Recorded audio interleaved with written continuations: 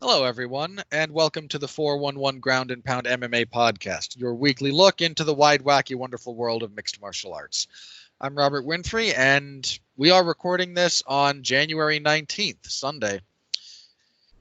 This is going to be a pretty, not a deep show, but there's some stuff to talk about. We'll be reviewing UFC 246, the return of Conor McGregor, and poor Donald Cerrone. We'll have a preview because next week there's a UFC on ESPN card. It's not a good card, but we'll talk about it because that's what we do here. And, of course, news of the week. Some fights that got announced, some fights that fell through, some fights that are in the works that really pissed me off. Sorry, try to contain myself until we talk about it. But you all know the basic rundown. That's kind of what's on the docket for this particular episode. Joining me, my regular partner in crime, 411 Mania's jack of all trades, because he's in all the zones, folks. Jeffrey Harris is here. Jeff, how are you? Vote 2020, vote President Cthulhu. Because why not? Let's just be honest with ourselves. Why choose the lesser evil? Exactly. For the record, that's been my profile picture for like 10 years on Facebook. It's a great profile picture. Why change it, you know? Yeah, I threw it up. I threw it up going into Obama's second, during the election cycle when he got elected for his second term. Because I was disgusted. Like, that whole election cycle just rendered me unbelievably disgusted with everything. I mean, if we allowed more than 2 terms, he would have been elected again. Which would have profoundly disgusted me even more. I don't want to get into that too much, but... Well, hang on. Whether or not I thought he was a good president, and I take issues with a lot of his policies, I agree with the 2-term limit on the office of the president. I just do. Even if it's someone I really liked. I think we should have term limits for every position in government, including the Senate and the Supreme Court. I'm less sold on the Supreme Court, but for the House and the Senate, absolutely. I mean, why should they not stand up to voter scrutiny? What, the Supreme Court? Supreme Court and the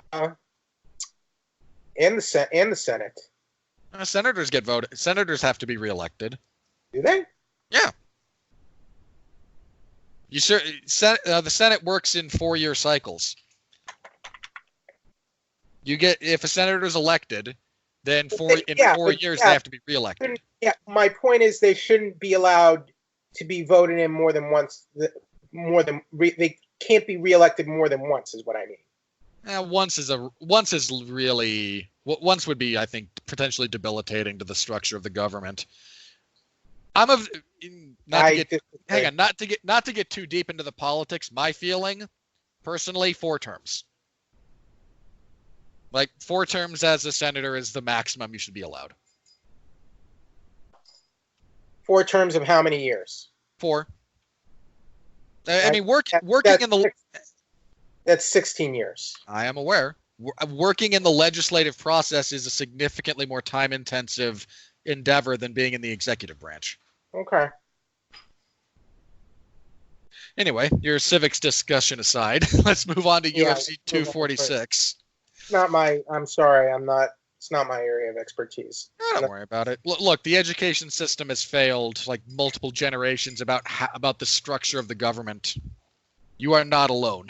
Well. All anyway, right. UFC 246. 246. Conor McGregor. The main event. Conor McGregor steamrolls Donald Cerrone in 40 seconds.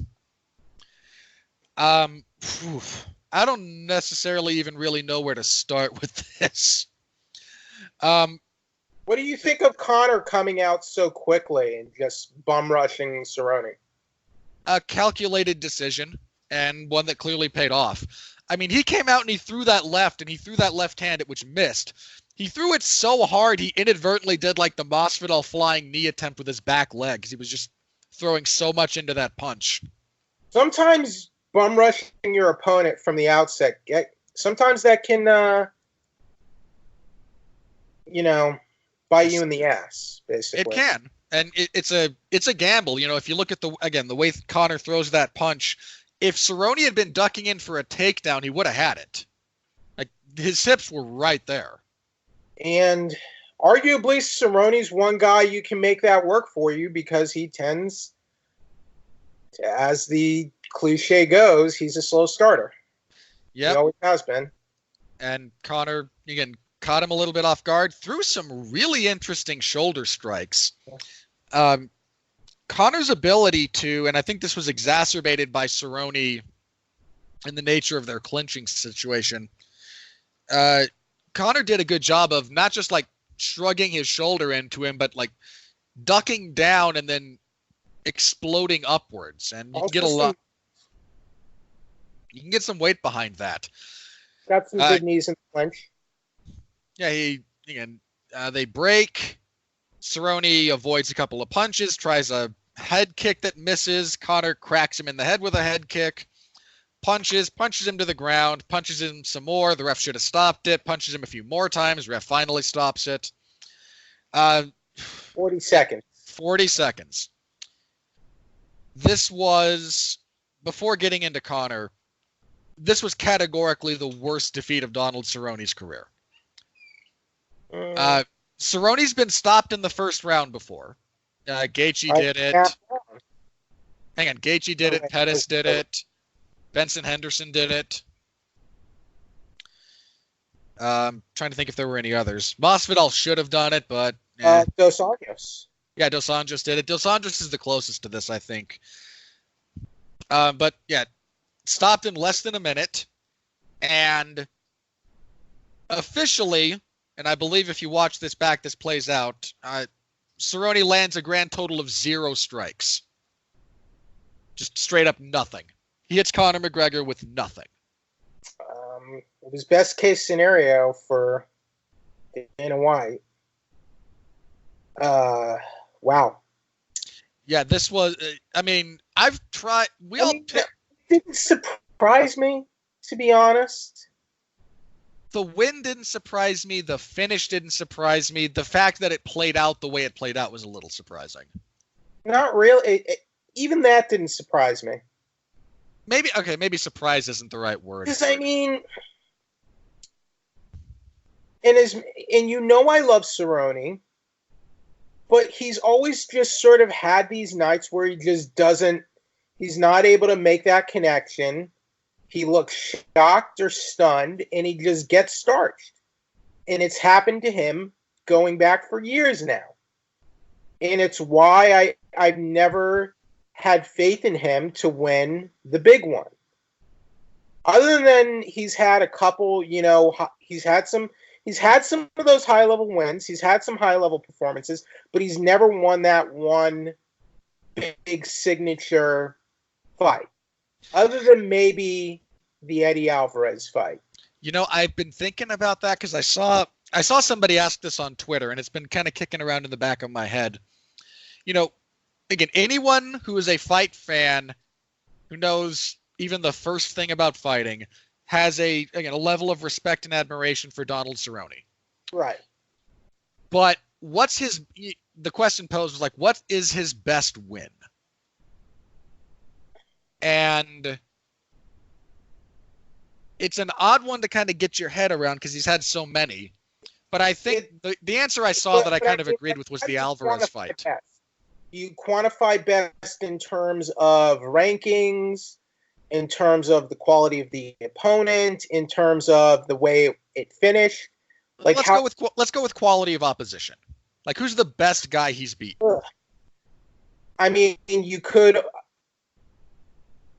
Benson Henderson is a former UFC champion. He beat him after he lost the title, after he lost to Benson Henderson twice. Yeah, I think it's either Henderson or Alvarez. Because he ended a real hot streak of Eddie's in Eddie's UFC debut. True. And of course, Eddie would go on to become champion as well. So I would say either one of those are his two biggest wins of his career, is what I would say. Yeah, and for as much as, we most certainly respect and admire Cerrone, and I look forward to his fights every time. And he's kind of the case that this should not be a negative, but he's a journeyman. He's a high-level journeyman, but that man made a very conscious decision to kind of live by the "I will fight anyone, anywhere, anytime" ethos. But that's been the story of his career. I mean, going WEC, he lost every WEC title fight he was in, when it looked like he could have been like, the face of the company and could have been like the lightweight champion. Came into the UFC, managed to have like sort of a successful transition to the UFC. But let's go all the way back to December 2011, UFC 141. That fight, Robert, with Nate Diaz, that was basically a title eliminator at the time. And he lost that fight too. And won a couple good fights back-to-back. Fought Anthony Pettis. That fight could have been taking him at least into the title mix. Lost that one. That one put Pettis in the title mix, I seem to recall. Yeah, and Pettis became champion after that. After he lost to Diaz, Diaz fought for the title. So this has been an ongoing thing for him. For years. Rafael dos Anjos became champion. So you could say journeyman. I would say a high-level gatekeeper, but he's been a mainstay too. So, and Cerrone's career, I think, is also a bit of a cautionary tale about the anyone, anywhere, anytime kind of ethos. No, I don't agree with that. Well, let me explain. Because there are certainly upsides to it. I mean, Cerrone has in many respects benefited tremendously from deciding to conduct his career in this way. At the same time, there are inevitable downsides. In a lot of ways, it stopped Cerrone from building a lot of momentum because he would sign for a fight that maybe he shouldn't have taken. Such as, other than maybe the Ferguson fight, when has that really happened? Okay, there is the Ferguson fight. Hang on. This is a slightly different situation, but I might argue the Darren Till fight. Okay. Just sure, I'll go to Poland in the middle of October and fight this young up and coming giant welterweight. He was fighting at welterweight at that point, though. Yeah. I don't know. To me, that wasn't one of those. I don't even think that fight was like a short notice replacement fight. So. No. It wasn't short notice, but they offered him that fight even with plenty of prep time. His response was not a measured consideration about what this would mean for his career, and just sure, I will fight Darren Till in Poland. And I think the situation is just unique for Cerrone. Cerrone's, I think, a very unique fighter, a unique person, and I think he's had a very unique career too. In some ways, yeah. Because, I mean, Robert, look at John Jones. Look what he did in how many years in the UFC? Less than 3 years became champion. Started at how many years had he even been fighting MMA at that point? A few. Probably less. I think maybe 5. Less than 7, certainly. Let's see. John Jones made his pro MMA debut in April 2008. Became champion for the first time March 2011. So think about that. In less than 3 years, he became a UFC champion. And he did that, Robert. He won the title 6 weeks after submitting Ryan Bader, who was undefeated. God, he smashed Bader. That was such a great fight. So,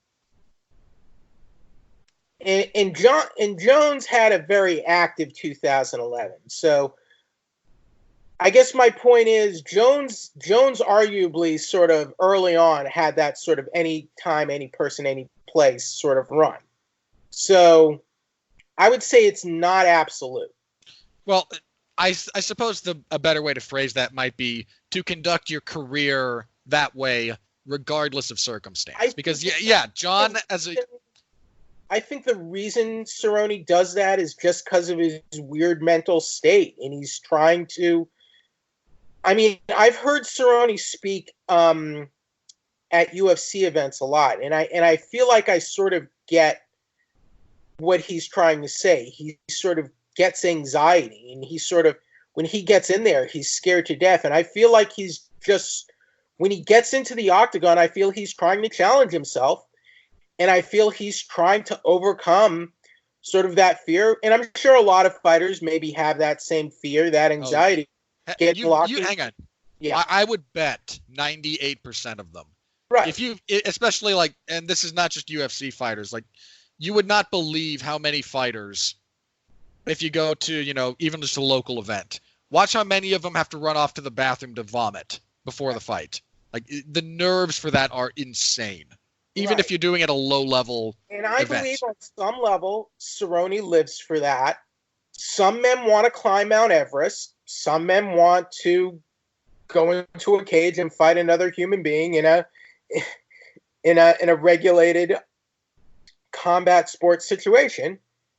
And yeah, I just feel it's just one of those. I feel like Cerrone's just a unique case, but I get what you're saying. I just feel it's sort of unique for him. In some ways, yeah. He's also one of the few guys who's been able to do it at a very at the profile that he's managed. I got to be honest, though, Robert. I don't think it's hurt his career. I think he benefited from it more than it's hurt him. Because I think what's hurt him is being unable to, I don't know, either he's not good enough, not skilled enough, or just unable to rise to the occasion in those signature big fights. Because he's gotten to that level. He fought for the He's fought for the UFC title. He's fought for the WEC title. He lost all those fights at the end of the day. Obviously, there was aside from that first fight with Jamie Varner, the fights with Henderson, he legitimately lost. Lost the fight with Dos Anjos. I don't really feel like it was because he had that mentality of fighting any person, anytime, any place, that he lost those fights where everything was on the line and he could have become the greatest in the world. It's also contributed to just the miles and the wear and tear that he's accumulated as well. Sure. I mean, that man has absorbed a lot of damage. But it's also helped him amass some impressive records and accolades that when you're a guy like Cerrone and you can't be the champion, those records amount to a lot for your overall resume because you're not going to be the champion. That's true. And look, I'm not trying to dump on the guy. The man's happy and he's very cognizant of what he's doing. Think you're dumping on him. I just disagree with the thesis that the mentality has been a huge. I think maybe. I wouldn't say a huge detriment. Okay, I feel like he's benefited just as much from that as much as it maybe has hurt him. Is what I would argue. Okay, I suppose I should phrase it better. His career is a case study in the pros and cons of that ethos. In a lot of ways. And especially given his profile, he's a guy you can look at and very clearly kind of mark, these are the benefits, these are the costs. I mean, there's another, this might be a slightly different negative when it comes to Cerrone, but the man's just fought so much. The entire world knows all of his habits and tendencies. his fighting style is very much an open and essentially written book at this point. And that presents its own set of challenges to negotiate. But I hope the man got a lot more money than was disclosed. I really do, because a 200 setup for this fight was. I saw somebody put this on Twitter, and I think I agree with it. That ESPN had put out that graphic that highlighted some of his injuries. And somebody just mentioned they should included in here should be getting only 200 and 200 to fight Conor McGregor in the main event of a pay-per-view. Well, Conor was saying he was getting a multi-million-dollar payday for this fight, referring to Cerrone. I don't know how Conor would know that. And given that Conor's own claims of I'm going to make $80 million for this fight being such utter crap. Cerrone wouldn't give numbers, but he did say he got a new contract for this fight.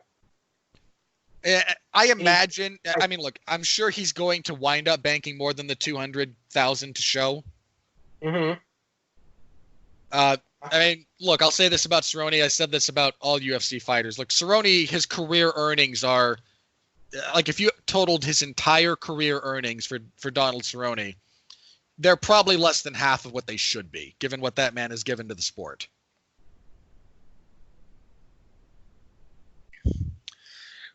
And I know we're talking about Cerrone a lot here instead of McGregor. We'll get to McGregor in a second. McGregor was saying multi seven-figure payday for Cerrone.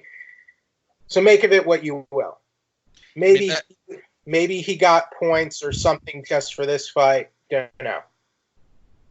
Yeah, I don't know for sure. I mean, I know McGregor said that he personally was banking $80 million for this fight. That's a load of crap. That is an absolute load of crap. You know what upset me more than anything last night? What? Complete and total lack of respect for Tony Ferguson. And not just from Dana White, from the entire media that was present as well. How so?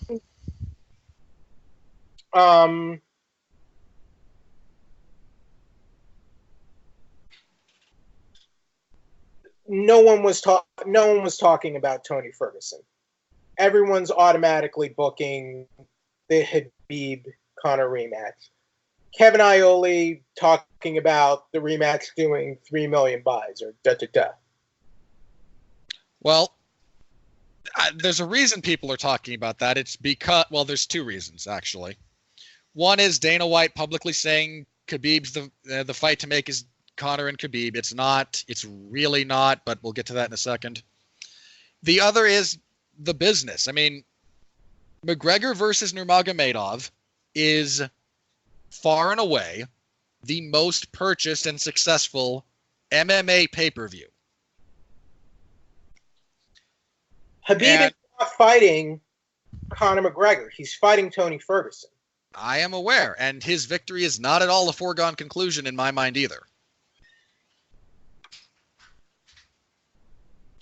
There is still that fight, but I also think there's kind of a tacit admittance that we're all snake bit about Tony versus Khabib. We're all just waiting for that fight to fall apart. Again. Okay, but the fight's booked. It's scheduled to happen, and that right now is the fight, as of right now. And frankly, the fight could just as equally fall off on the Khabib side. They've each pulled out of that fight twice. So that fight is scheduled to happen in 3 months. I mean, look, the reason people don't talk about it is for the lightweight title, and Tony Ferguson is one of the top lightweights in the world, and he is due some respect. I don't disagree, but I can tell you the other reason no one's talking about him that way. Why? He's not a star. He is a star. He is not a star. Of the best fighters on the planet. Hold on. I'm not talking about his in-cage ability. I have nothing but admiration for Tony Ferguson as a fighter. To me, that's an arbitrary statement, Robert. And you okay, can what? Okay. Oh, sure, I can quantify it. What's the last pay-per-view Tony Ferguson main evented? I think it was probably Kevin Lee, right? Yeah. What'd that do for business? I don't know. What did it do? Let's look it up. Well, look, we only know what the estimated buy rates are. Sure, and I'm prepared to acknowledge that there is some ambiguity around that. 200,000 and 200,000. That is terrible. Why is that terrible? Okay, terrible is a bit of a stretch. That's not great. No. And you're now looking at Khabib, whose last 2 pay-per-views have done monster business. Okay. Khabib is a star. What did Khabib versus Poirier do? I don't think we'll know that. I don't think that has because that happened under the. Do that. I want to know. Like, I want to know what the numbers were. I'm not sure we even get estimates for these now, because of the ESPN deal. Let's see. I don't know. Oh, that's right. I know UFC 242 did a lot of traffic. And it's sadly the closest thing we have. And look, I like Tony Ferguson. Tony Ferguson could very well beat Khabib. That is a very real possibility that a lot of people are discounting. Better on the numbers for 242, but I'm not sure how much stock we can put in them. Like, how legit they are. I know. Apparently 242, based on what I've read, did very well. Yeah, Khabib, over his last few fights, has become and that fight was an Abu Dhabi, so it's not, we don't hear it from the athletic commissions. Yeah. But, and look, I'm not saying I completely disagree with the substance of your point. I don't. But right. if you want to know why people are talking about the 2 biggest stars in the sport potentially having a rematch versus giving a lot of talking time to Tony Ferguson, it's because Tony's profile is lower than Khabib's. I still don't like it. I didn't say you had to. I said that's my read on the situation. Okay. And I don't like it either. Khabib is not guaranteed to beat Tony by any stretch of the imagination. That is whoever wins that fight, that is the fight of their life. Like, they are in for potentially the worst experience they can go through physically. That is going to be hell. But if you're Conor, I think if you're Conor and you want to do the lightweight thing, quite frankly, because of what happened last time, I don't even want to book Conor against Khabib. Money or not. Well, first of all, there's too much money at stake for it to not be a thing if reasonable. Money, but I mean, look at what happened after that fight. Both guys were suspended. Conor was suspended for 6 months? Something like that. And I think Khabib was suspended for a year. It got reduced to 9 months, I believe. Okay, so yeah, it's a volatile situation. Not to mention, Khabib has Ramadan right after his next fight, when he's supposed to be fighting in April.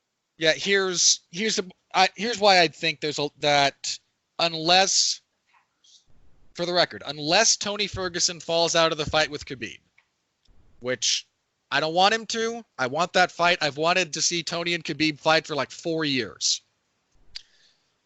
But unless that fight falls apart, I don't think Khabib is next for Conor, because I don't think the timing lines up, because we've got Tony and Khabib in April, and whoever wins that fight, they're not like, you get done fighting Tony Ferguson or Khabib Nurmagomedov, you don't go to an after party. You go to the hospital. Win or lose. Like, there's a physical toll that is going to be placed on both of those men in that fight. You can win, lose, or draw. they're not going to be ready for a quick turnaround. You know who's ready for a Conor fight as of last night? There's a lot of people who'd be willing to take it. Kamaru Usman. Yeah, I'll put my title up against Conor for sure. Look, if I'm Kamaru, sure, that's a big payday for a relatively low-risk fight if you're Kamaru Usman. That said, I think the fight to make is probably Jorge Masvidal. Conor and Jorge? Yeah. I think that's the way things are going to trend. That's the fight Jorge wants. Of course he does. As much money as involved in that fight, yeah, you bet he wants it. What was up with like Conor being all? He was being snippy about Jorge wearing his robe. Considering some of the things that Conor McGregor has worn in public to events, I mean, you shouldn't throw stones in glass houses, right? I'm like, he's saying like Jorge looks like a grandma or something. Like, isn't that the robe he wore for a fight? Like, I'm not getting why he's saying that about Jorge. Other than that, he's just picking at him. Like, they're just trying to start chatter, I think. Okay. I mean, in fairness, Jorge was wearing like a Versace bathrobe. Okay, but didn't Conor wear this, like, wasn't it pointed out that Conor wore the same bathrobe for the Mayweather fight or something? Probably. I mean, he showed up to at least one of those Mayweather press conferences wearing, like, just a fur stole. Like, there's...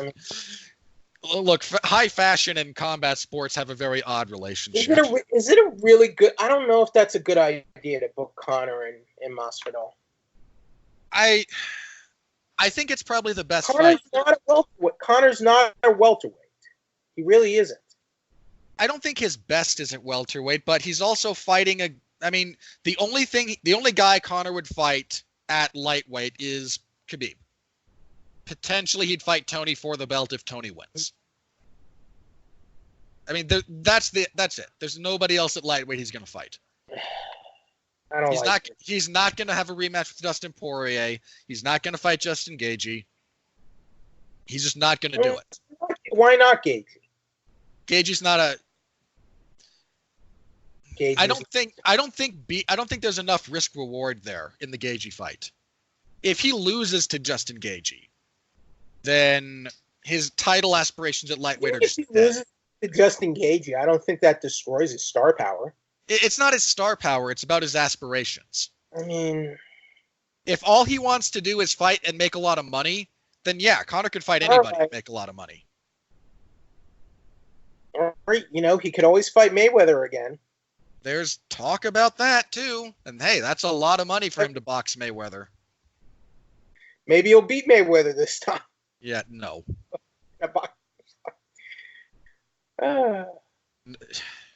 Just, I don't get to say very often I was one of the sane people during kind of a craze. Right. But during the entire build-up to Mayweather-McGregor, I got to be one of the few sane people going, you morons, he has no chance. Okay. Now, here's what I like. Now that McGregor finally has the people back on his side, I hope he doesn't waste it. And he handled it. I will say he handled himself well this week. He didn't act like a lunatic. Don't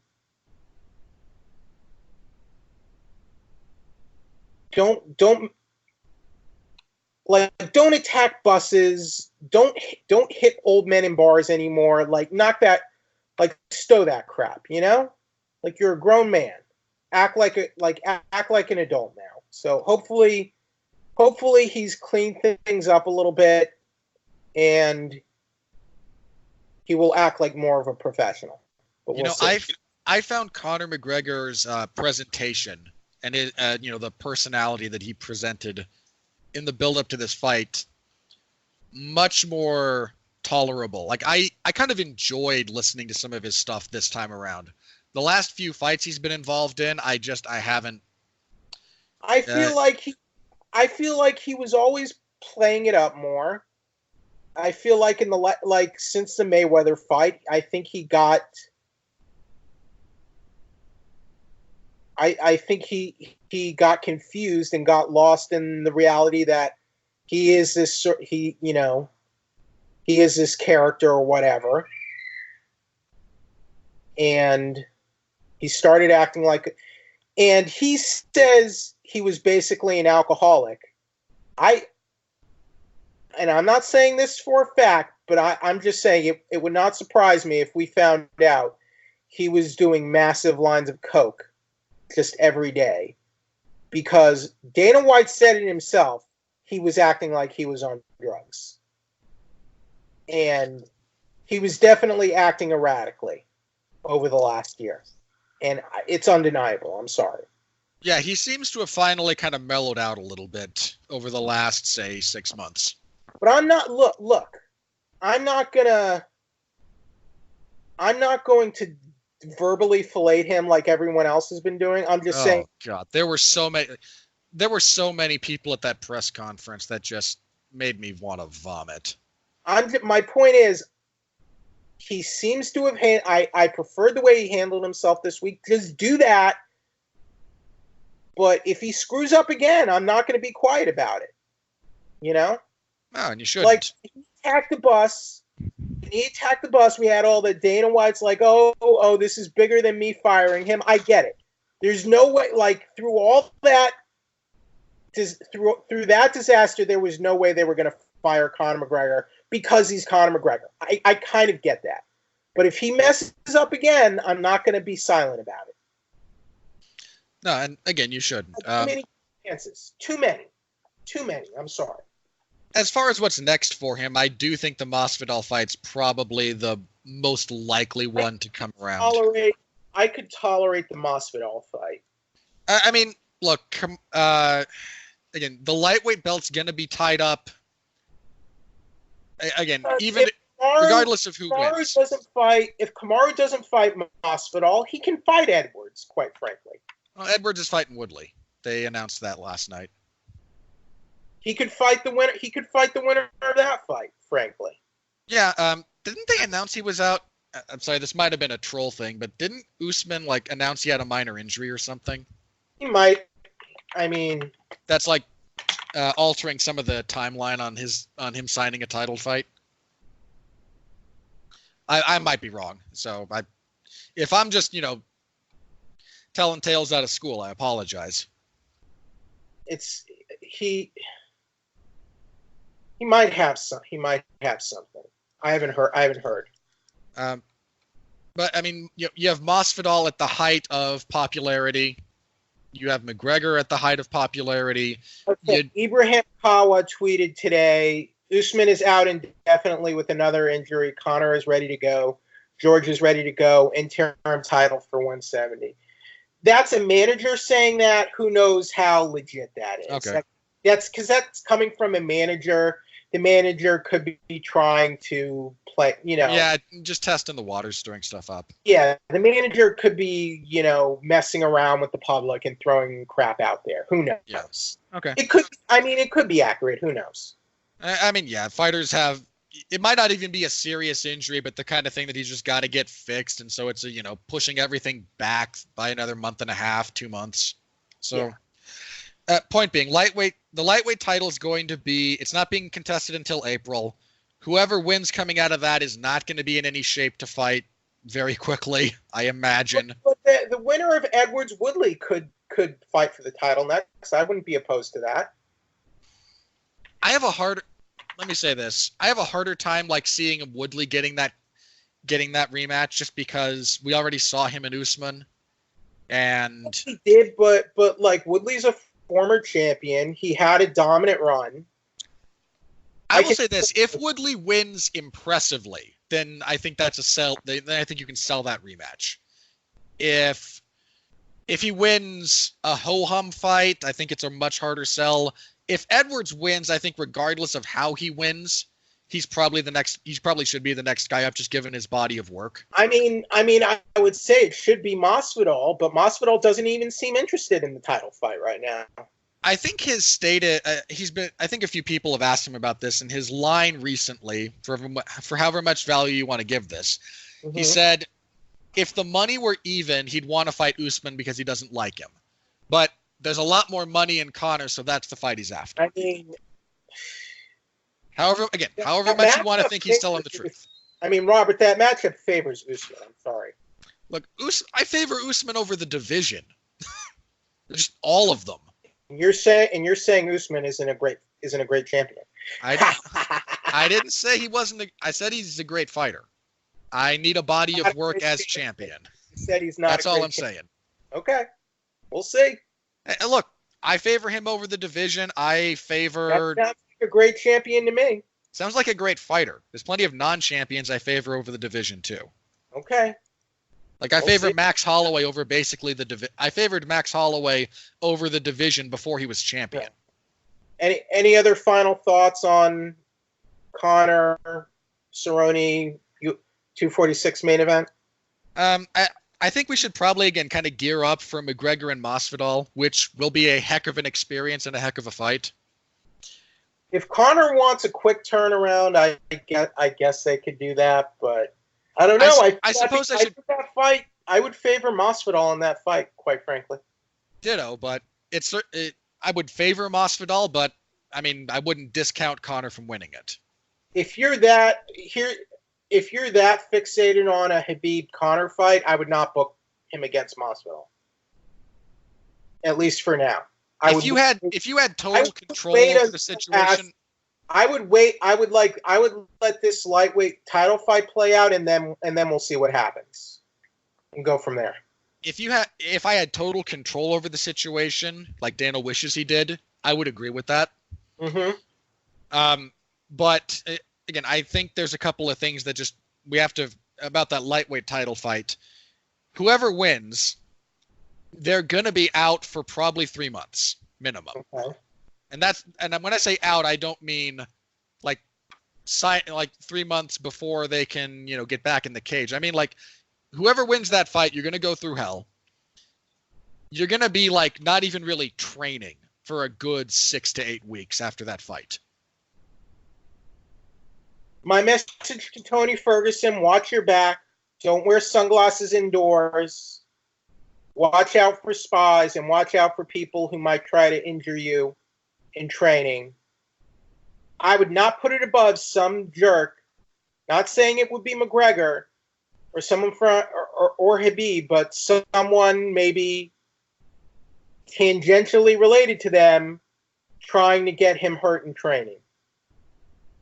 Whatever you do, Mr. Ferguson, please do not fly in Artem Lobov to be your training partner. Not even one sparring session. Also good advice.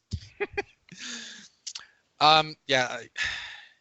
I imagine, if I had to guess, as far as the lightweight title picture, regardless of who the champion is coming out of Tony and Khabib, we're probably only going to get one more fight out of that belt in 2020. I think that's just the timing and the physical reality of what those two men are going to do to each other. Because whoever walks out of that with the belt, the odds of them coming out of that fight ready for a quick turnaround are so unbelievably small. Like, both of them just put their opponents through the ringer. Like, you don't walk out of a fight with Tony Ferguson or Khabib Nurmagomedov the same physically. Like, you look like you got thrown off a bus. See what happens in April. Again, is it possible for one of them to score a quick victory and have a fast turnaround? Sure. Would I bet on that? Never in a million years. So I imagine we're probably only going to get one more lightweight title fight in 2020. And if Conor is serious about fighting 3 times this year, I don't think he'd be okay waiting until August or September after this fight in January. And I mean, the plus side to McGregor fighting Masvidal, even if Masvidal wins, you can still sell that as, Conor being up at welterweight. Now he's coming back to lightweight for the title fight. I think it's still a saleable fight. I may not like it, because I don't, but that is the reality. Anyway, again, main event, 40 seconds, such as it was. total steamroll from McGregor. I wouldn't say the best performance of his career, but certainly a marquee one. I cannot say the rest. I cannot say the same about, pretty much the rest of this card. In your co-main event, Holly Holm defeats Raquel Pennington via unanimous decision. 230-27s, 129-28. A lot of clinching. Not a good fight. I don't think either woman was going to get back into the title scene. They both got beaten by Amanda Nunes thoroughly. So that seems a bit unrealistic. Again, probably the worst fight of the night. And let me say this. I really hope this is the worst fight I see all year. Because it's not good. But I can imagine I can imagine worse, and I really don't want to see worse than this. Do you have anything on that one, Jeff? Nope. All right. Old Man Olynyk, Papa Huff and Puff, defeats Maurice Green via armbar, 4:38 of the second round. Sloppy in some respects, but I will say this in favor of this fight. There wasn't really any stalling. And I'll give credit to both guys for actually putting forth effort. Watching Olynyk grapple is always kind of an interesting experience because he does some really weird stuff, both good and bad, and I get kind of a kick out of it. That said, any notions that man is, at the top of submission grappling, to anyone who has Fight Pass or the like, feel free to look up his quintet bout with Gordon Ryan, and you will see there are staggering levels of difference in their grappling ability. It's just not at all the same, at all. The finish was kind of interesting. He went for the armbar from Mount, decided to go belly down initially, but there's some nuance to how you need to finish that from that position that between what Maurice Green was doing and the position of the cage hampered some of that motion. He wound up, again, he kind of held it, wound up adjusting. I mean, the cage also stopped Green from properly being able to defend by stepping all the way around. There's just the barrier there. Like, oh, great. Can't keep moving that way. He adjusted. He was able to get it. Olynyk, this was his, I think, 42nd or 47th career submission. He's just an old warhorse who's going to turn in some moderately interesting fights. He's going to get wins on occasion. And thankfully, this fight ended when it did, because I think a third round of this fight would have tipped it from enjoyable kind of mid-level heavyweight to, dear God, can I just blind myself? So we got lucky on that front. Jeff, you kind of you appreciate some heavyweight action from time to time. What are your thoughts on the old Russian boa constrictor getting it done? Ouch. Heavyweights. There is that. A fight that got moved to the main card after, I suppose we should have mentioned this earlier. There was supposed to be a strawweight fight between Claudia Gadelha and Alexa Grasso in this spot. That fight did not happen. Alexa Grasso weighed in officially for this bout at 121.5 pounds. This is a catastrophic mismanagement of a weight cut. For whatever it's worth, she announced after this fight fell apart that her body can't handle the cut to strawweight anymore as she has matured from her, late teens to mid to late 20s. She's moving to flyweight. She is only 26 years old, so. Well, yeah, your body does a fair bit of changing during the time she's been fighting. So if 115 is not viable for her anymore, fine. I'm not going to shame anyone for those kinds of things. If you got to move up, hey, move up, make the best of it. I am disappointed because I did want to see that fight, and I don't think Grasso had missed weight before. It does. She did miss weight once before, so this was the second time. Yeah, she did for the Marcos fight. Right. So hopefully moving up to flyweight will sort that yeah. out. Anyway, the reason the fight was scrapped, not just both Gedalia and Grasso were amenable to continuing with the fairly standard 30% purse deduction. And SAC has a rule: you cannot compete if the weight between them is over 3 pounds.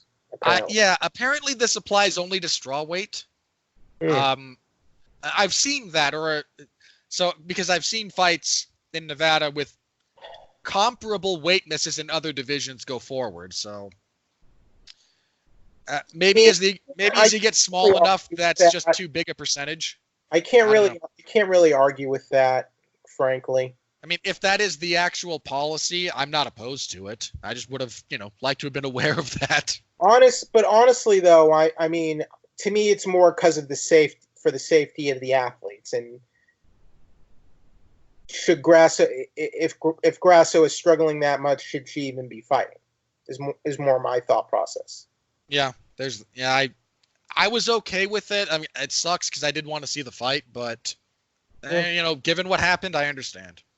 So hopefully Gedalia can get another fight soon. Yeah. Anyway, taking that spot on the main card was Brian Kelleher and O'Day Osborne. Brian Kelleher wins 2:49 of the first round with a guillotine choke. Osborne looked like a lot of the guys who get their contracts via the Contender Series.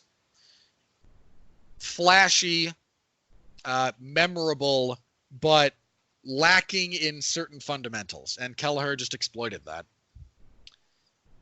Nice to see Kelleher back. He'd been out for a while. He missed all of 2019 with injuries. So, good on him to get back in the cage and get a win. And I think the only other fight on the main card that, we're kind of paying attention to. I have a thing about this that I want to say briefly about this fight afterwards. Carlos Diego Ferreira submits Anthony Pettis with a rear naked choke, 146 of the second round. I have a few things I want to say about this, but Jeff, you and I both, I think, picked Ferreira last week. So what were your thoughts on this one, on, him picking up, the biggest win of his career, I think? He looked fantastic. I mean, he deserves a big fight coming up. He deserves a bigger fight, bigger test. And I mean, this was a big win, but arguably still beat a Pettis that's in decline. Wouldn't you agree? Yeah, I'd agree. And I mean, Pettis didn't look terrible last night, but Pettis has never looked as good as he did when he was having his championship run 5-6 years ago. And I think you would agree with that. I would agree with that. But it's weird because Ferreira's had this bit of a weird, almost sort of like this weird track where he came in, started off really hot, sort of then had back-to-back losses, then had did he have a drug? Did he ever have a drug test failure? Yeah, he had like a series of injuries. He so he had all those. Yeah, he broke. It was crazy. Like he broke one of his feet, rehabbed it, then broke the other one. Okay, so he had a series of bad injuries. Did miss weight once, but everybody gets one kind of thing. Right. But he's been looking great, and I remember what was the fight?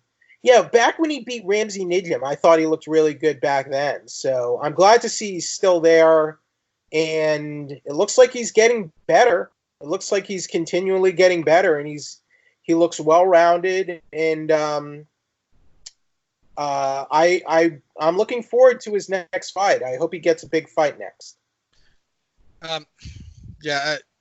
His grappling looked on point here. His grappling looked fantastic.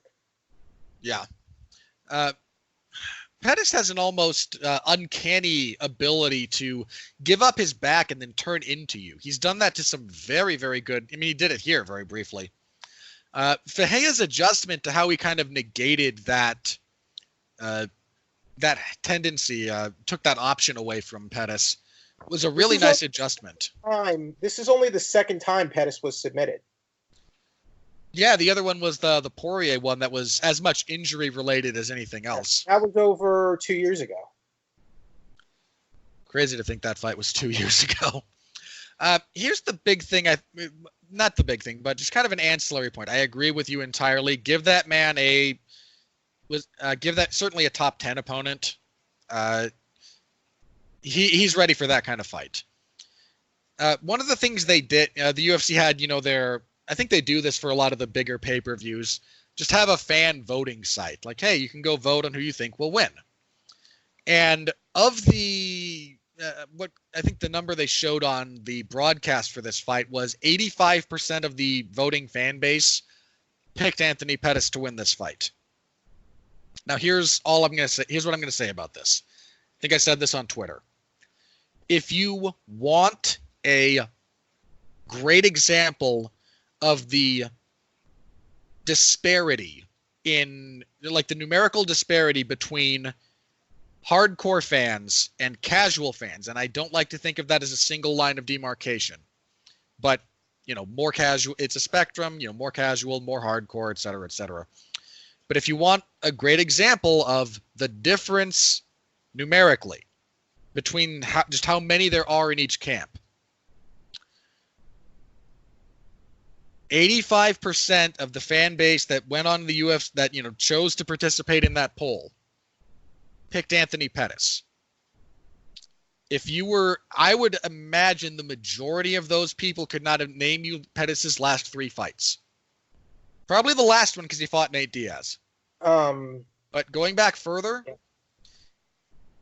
the biggest part, this is a universal truth of all athletics, probably all fandoms.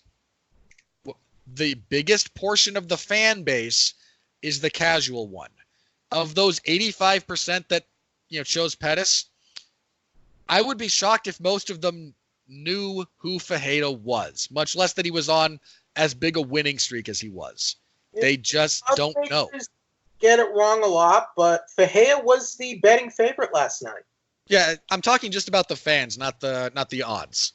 No, I'm just saying by comparison. Yeah. Yeah, look, the odds makers, the people who pay attention to this fight, they were kind of like you and me. Like, yeah, I think this is a bad fight for Pettis. The casual fan base that remembers the Showtime kick and him beating Benson Henderson, that's what they remember. They may not even necessarily remember how many years ago that was. So just remember, guys, just where's the money lie in MMA? With the largest portion of the audience. What's the largest portion of the audience? The casual fan base. That's how a lot of those decisions get made. And if you want a good example of what the casual fan base thinks, they thought Pettis was going to beat Carlos Diego Ferreira. That's where their heads are. Not to say that negatively. Look, I'm a casual fan of many things. And I have most certainly done the equivalent of that decision in other things, but just be aware. All right. As for the prelims, if you bet on Roxanne Modafferi, you cashed that check. Roxanne Modafferi was, I think, like a 5.5 to 1 underdog, depending on where you were. She beats Macy Barber via unanimous decision, 30-27, 30-27, 30-26. There was something weird about. Barber apparently injured her left knee in the first round. Might have just been an exacerbation of something she had coming in. Might have been just a straight up injury. It happens. Between rounds 2 and 3, they had the doctor come in to examine Barber's knee. This doctor, after a brief physical examination, said that he believed she had a small partial ACL tear. I was confused about that because when I saw the doctor checking on her, I thought they were going to call the fight or something for injury. Yeah. I'm not aware. Did Barber say she wanted to continue? I was confused. Yeah, she did want to continue. That was brought up. She said that to her corner a couple of times between rounds. Okay. She told the doctor, like, she wanted to continue fighting. I am not, let me be clear. Anyone that knows better, you can tweet me, you can email me. What's the email associated with my 411 account? You know what? I don't know. I will find out. I have a couple of different, I forget which one I linked to that. You can tweet Robert. You can tweet me at Winfrey MMA. I am not aware of a physical examination that could determine with that degree of accuracy that kind of knee injury. Look, I'm taking this third hand. I've heard some people mention that there's some kind of physical, like field exam you can do for knee injuries that's more accurate than they've been in the past. If so, great. Again, feel free to let me know. I am willing to be educated on this if I am in the wrong. That's an odd thing. What's even more odd, I've never seen this. I have never seen a doctor come in to check a knee injury. I don't know if this is a new policy in place. If it is, I'm on board with that. I'm a big proponent in fighter safety. So if one of the things is a fighter that now seems to have a visible knee or leg injury, they get a doctor's going to come in and check. I mean, it's not unusual for doctors to come in and check on a fighter. It's unusual to perform that kind of examination on the type we saw last night. Yeah, like, okay, if you've got a big cut, sure. If you've been you've taken a lot of damage in the previous round and they want to, do a quick cognitive test. Eye exams. Well, sure, but it's relatively easy to determine. It's just a state rule. We just haven't seen it been brought into action before. Yeah, which is, again, kind of my big thing. Like, I have never seen that one. I mean, where was Jones versus Santos? Out of curiosity. And I'm going to look that up. UFC 237. That was 239. That was in Vegas. Okay. So if there's been a massive change in policy enough to warrant that kind of examination, it's happened between July of 2019 and now, because Thiago Santos tore everything in both of his knees, visibly, and there was no medical examination performed on him between rounds. Now, hey, again, this might be... Here's my question. Should they have called that fight? The doctor? I don't know. I don't know what the doctor saw or felt. If the doctor gave his legitimate opinion that the fight could continue, then okay. I'm not a doctor. I can't speak to the medical. This is not a thing where I feel comfortable commenting on the medical specificity of it. Should Barber's corner have thrown in the towel, or should they have let her continue and possibly find an opening to win in this situation? Yeah, that's where it gets a little bit dicier. It's not that Barber didn't have moments in the third round. I mean, she hit an Americana sweep. That's the only round she did damage to Roxanne, was in the third. So it's not like she was mentally out of the fight. Physically, I mean, well, I hate to use the hindsight thing, but if she damaged her knee more than it was, then this was clearly an error. I mean, if it was damaged, then okay, it's damaged. It's not going to get any worse. Do you want to keep fighting? She says yes. Okay, just know you're in there with a bum knee. I might have between rounds. I don't know, but I'm also not a corner man. Yeah, I would. Because it was Mataferi, I don't think it hurt her too terribly. That's a fair point. I was over the moon. Not a slight on Mataferi, it's just because of the styles. Yeah, Mataferi is not a punishing fighter. And I think, to the same kind of point, if Barber had responded in anything less than the affirmative to, she comes limping back to her stool between rounds. If she says, I'm worried about it, or I don't want to fight, at that point I think you have to call it. She said, yeah, I still want to fight. We're still going to win this fight. if her head's still in that, and you're confident enough in that she's not going to do any more damage to her knee, I can see it. Again, I might have, is it good when a young, promising fighter damages their knee like that and then goes through another 5 minutes of fighting? Probably not. But, I felt great for Roxanne Modafferi, who is one of the, based on all available evidence, one of the few genuinely good people in the sport. And again, if you bet on Roxanne, you cashed a pretty good check. It was like a minus 1,000 underdog? No, she was, I believe, +5 or +550. So about a 5.5 to 1. I thought it was bigger than that. Barber was a minus 800 favorite, but that doesn't correlate as a 1-to-1 to the underdog status. Oh, okay. And some of that will change depending on the betting service you use. I mean, there's always a bit of variance there. For the record, Roxanne's response on Twitter this morning was, she just posted that a GIF from Moana of Maui singing "You're Welcome" to anyone who bet on her. Good for her, though. Yeah, it sucks for Barber, who's someone we're probably going to see for the next 4 to 5 years fighting. But how can you feel bad about Roxanne Modafferi scoring that win? I mean, sometimes I truly believe, Robert, sometimes losses can be a good thing. Yeah, I think at a bare minimum being tested like this is a necessity. You don't know who you are as a fighter until you've had to dig into that deepest, darkest portion of your soul and know who you are.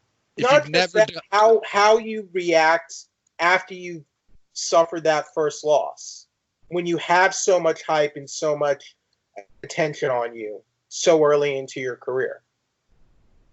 Yeah, how you handle that can be very telling.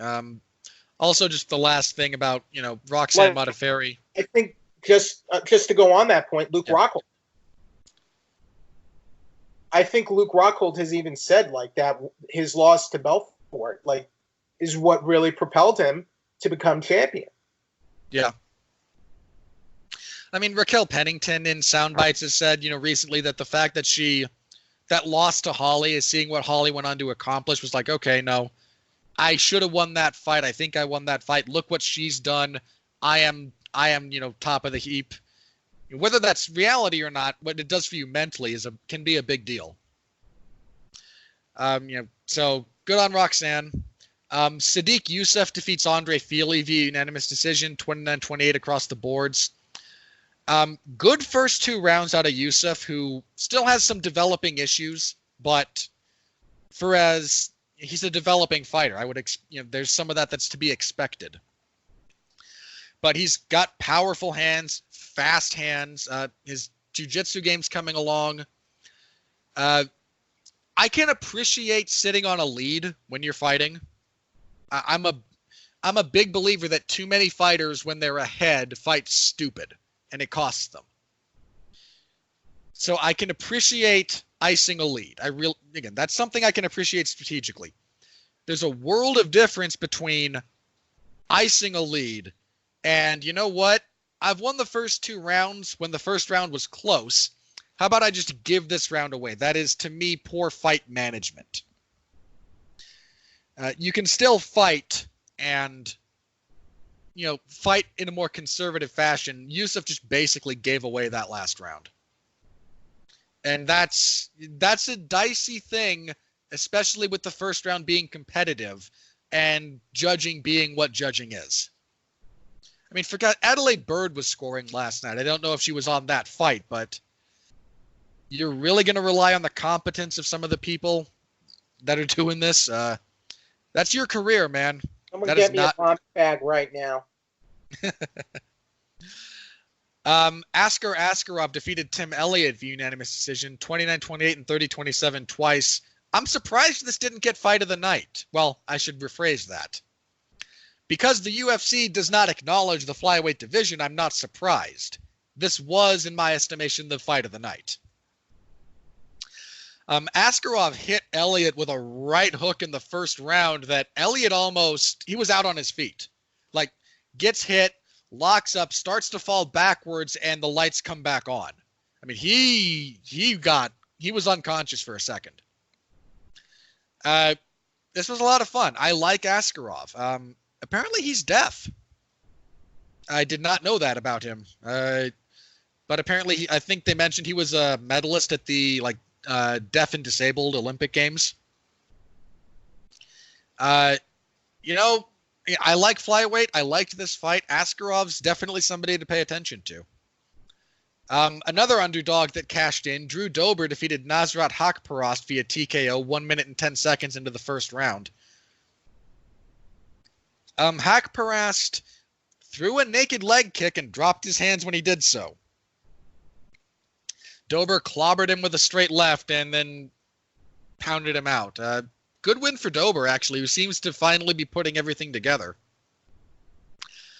Then on Fight Pass, Alexa Kammer defeated Justin Ledet via unanimous decision. I did not agree with that decision. I scored that for Ledet, actually. Maybe I'm wrong. Not a great fight. And then kicking everything off, Sabina Mazo defeated J.J. Aldrich via split decision. They were 29-28. I scored it for Aldrich, but I can see there was one round that was a swing round that Mazo closed strong. I thought Aldrich did enough throughout the previous bit of that round to win it, but again, Mazo closed strong. So what are you going to do? Close fight, close round, and it didn't go. It went one way, could have gone the other. But I'm not up in arms over that one. Anyway, that was UFC 246. I think we said last week, this feels like a fight night and a mediocre one with a megastar main event. That's about how it played out. You got a couple of good fights that, on paper, like, hey, that looks like a good fight. Turned out those were good. It was all right. It was just kind of there on the whole, but that's my takeaway. Anyway, Jeff, your other thoughts on the prelims? Any burning desires from that group of fights? Ode Osborne, if you're going to try and swagger Jack John Jones, you have to be successful with it. Otherwise, you're going to look like an idiot. Drew Dober getting that knockout was pretty cool. Okay, for the record, Brett Okamoto is reporting that Macy Barber suffered a complete ACL tear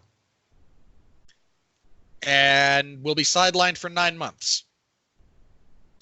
Right, ACL is the one that will put you out for a long time. Not an MCL tear is not as bad, correct? It depends. I mean, ACLs are more frequently torn. A break right now, especially after losing her first fight, not the worst thing for her right now, I think.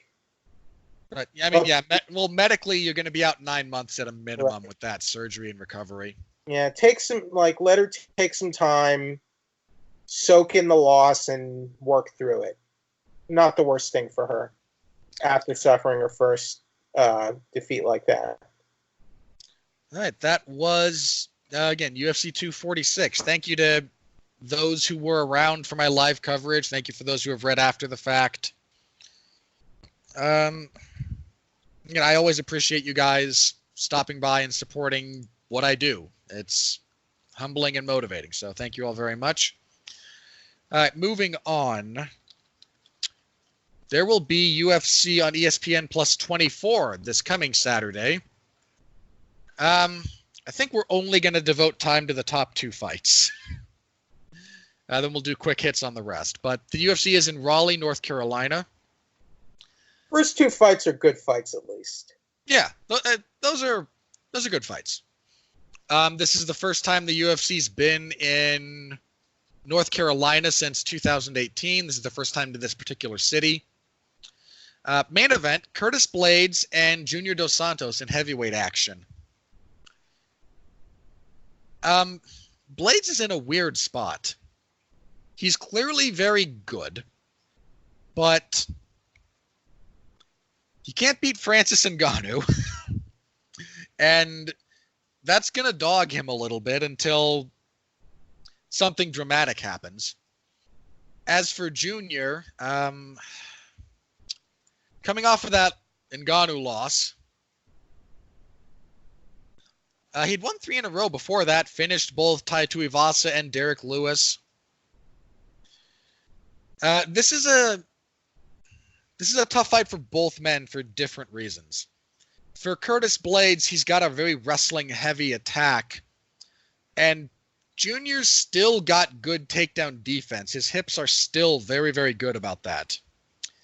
That said, his ring generalship might come back to bite him here if Blades can back him into the fence and then look to close distance. Junior still has power. He's still got he's still got some of the tools that led him to great success. He's added a few wrinkles. He's added the calf kick lately, which has helped him. I mean, he did a number on Stipe with it before Stipe finished him in their title fight. It's a good fight, and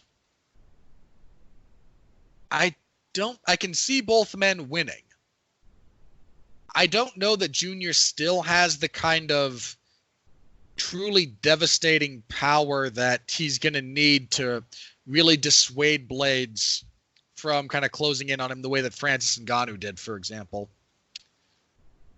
But if Blades doesn't have a plan B, if his takedowns don't work, I don't know how well that'll go for him on the feet if he's just invested everything into, I'm going to get this guy down.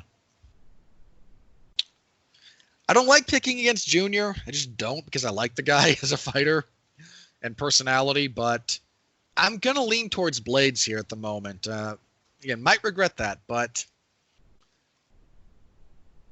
I mean, Junior just got so many miles on him at this point.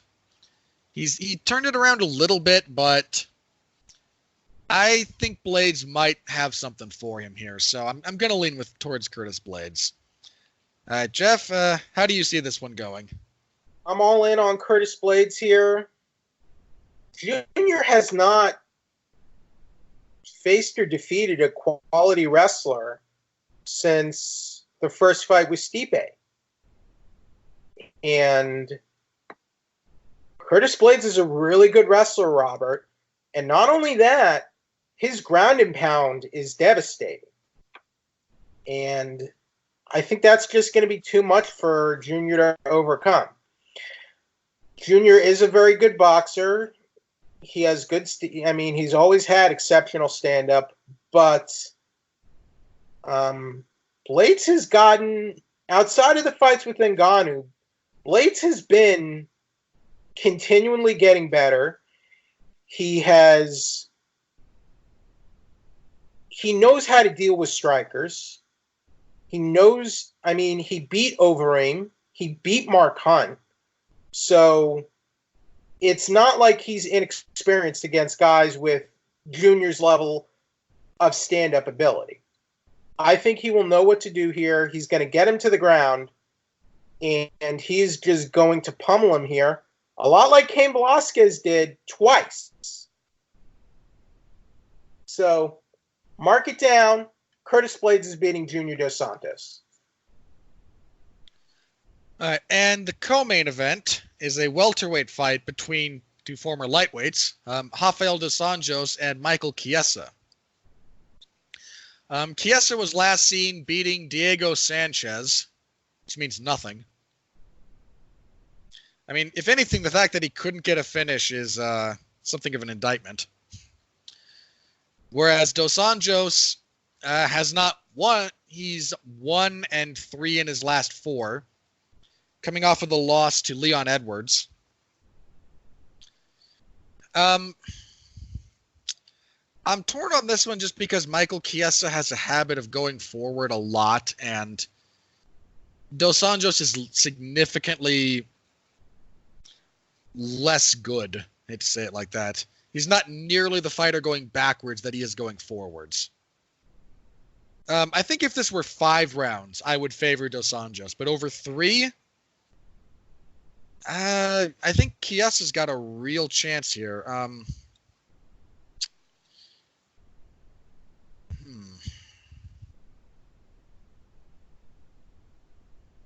Yeah, you know what? He's going to make me look stupid because he always does when I do something like this. I'm going to pick Chiesa. But this is an important fight for especially Dos Anjos. I mean, if he drops this and goes to 1-4 in his last 5, I mean, sure, he's fought an elite level of opposition. I mean, of those 3 losses, it's like, I think it's Edwards, Covington, and Usman.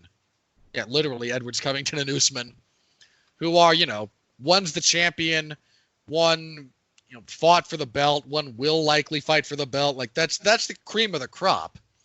But it's still a bad place to be. So I'm going to go with Chiesa, and I'm prepared to feel like an idiot when Dos Anjos beats the brakes off of him. All right. Jeff, how do you see this one going? Is the power of Rafael Dos Anjos' mustache going to overcome the mullet of Chiesa? Yes. I like Chiesa, but I'm favoring Dos Anjos here. Yes, Dos Anjos tends to not fight very well backwards. I think Chiesa is probably a better wrestler. Maybe not grappler and submission artist, but he has those tools. I think Dos Anjos is just a more well-rounded fighter. I think he's faced and defeated better opposition than Chiesa. And I like Chiesa, but I don't think he's ever beaten an opponent of Dos Anjos' quality in his career. And that win over Carlos Condit does not count. Wait, is Chiesa a southpaw? He might be. I'm not sure. Believe it or not, I think that I can't remember if he is or not. Yes, his stance is southpaw. What is Dos Anjos's? He's a southpaw. Okay. That's actually like that does actually. So southpaw versus a southpaw. Like, what's the general rule of thumb here? Well, it just changes things about Dos Anjos' game. He likes. He seems more comfortable in some respects fighting opposite stance fighters because he can dig a body kick, and he's got a very powerful kick. Right. This opens up leg kicks in a way that is different. And he has good leg kicks as well, but no, Chiesa's not really much of a double guy. He's more of a clinch guy. Yeah, actually, that is going to change my pick now that I think about it. I'm going to lean towards Dos Anjos. I think it's a tough fight. I can see Chiesa walking away with a win, but I'm feeling Dos Anjos here. Yeah, the southpaw thing again changes a bit of my calculations actually because if Chiesa's orthodox, the way they match up stylistically, the body kick that Dos Anjos likes opens him up to constantly being both pressed back and clinched off of it. Same stance, if he's able to land leg kicks while circling and constantly kind of making Chiesa have to walk into him like that changes the calculus a little bit. Yeah, I'm going to lean Dos Anjos actually now. Okay, as for the rest of this card, we have a featherweight fight between Arnold Allen and Nick Lentz. Why is Nick Lentz back at featherweight? That's so weird. I mean, Lentz was supposed to fight somebody else, but still at featherweight. Like, I thought that was... never mind. Look. Okay. Arnold Allen is stepping in on slightly short notice for this fight. I like Allen. I'm a big believer in Arnold Allen, actually. This is a stiff test for him, but I think this is a winnable fight for him. At flyweight, we have Jordan Espinosa and Alex Perez. Probably going to go with Perez here, but it's flyweight. There's a lot of good guys that are just, you haven't seen a lot of. Hey, we have our first flyweight fight on a main card in 2020. We were up to 1. Yeah, I am probably going to keep track of that this year because the fact that there were only 5 male flyweight fights on main cards in total in all of 2019 for the UFC just disgusted and shocked me. At strawweight, Hannah Cyphers will fight Angela Hill.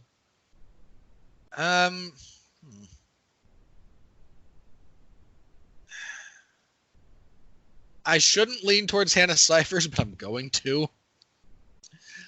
A light heavyweight fight, because Lord knows we need that. Jamal Hill will fight Darko Stosic. Hill, I believe, is a Contender Series guy making his debut. Stosic is just 1-2 in the UFC. That said, I didn't think he did. That Nchukwu fight was not good. I'm gonna go with Stosic here, but that's somewhat that's an pick. As for the prelims, we have a women's flyweight fight between Justine Kish and Lucia Pudilova. Pudilova on a 3-fight losing streak. Whereas Kish on a 2-fight losing streak. I'm going to go with Pudilova there. Bevon Lewis will fight Daquan Townsend. Need to remind myself of who Townsend is.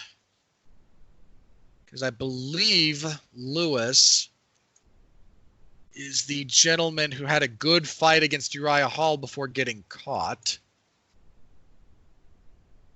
Then he lost to Darren Stewart in his last fight. And Townsend has fought in the UFC.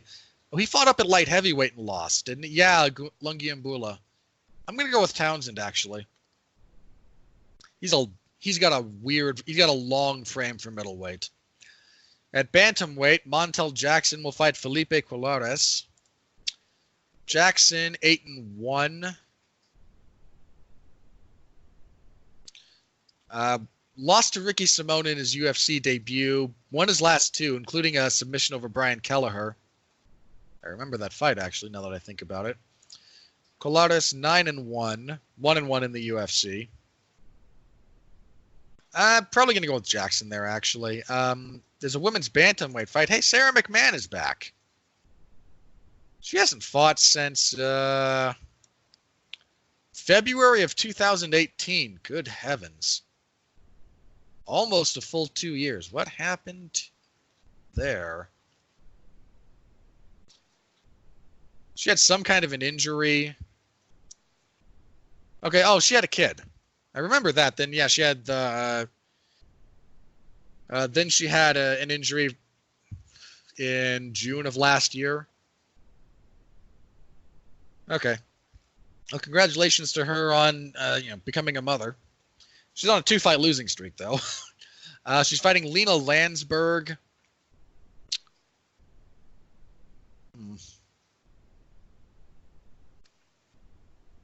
I'm gonna do something. I'm gonna pick McMahon. I probably shouldn't. I like Sarah McMahon, but at this point, it's pretty clear she's not really gonna put everything together. And in all fairness, given what she did accomplish in the world of amateur wrestling, hey, that woman has nothing to be ashamed of as far as athletic achievement goes. At bantamweight, Brett Johns will fight Tony Gravely. This is Gravely's debut. He's 19-5. Yeah, coming off a win in the Contender Series. Has a 6-fight winning streak.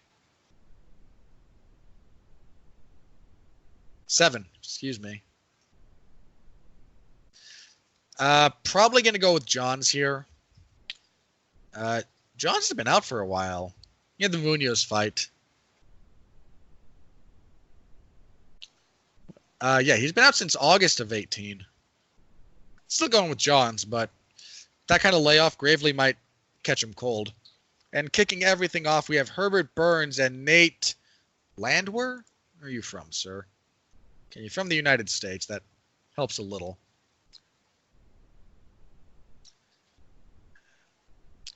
I'm still not sure of what the history of that last name is, because WEHR might be pronounced a little bit differently depending on where he's from.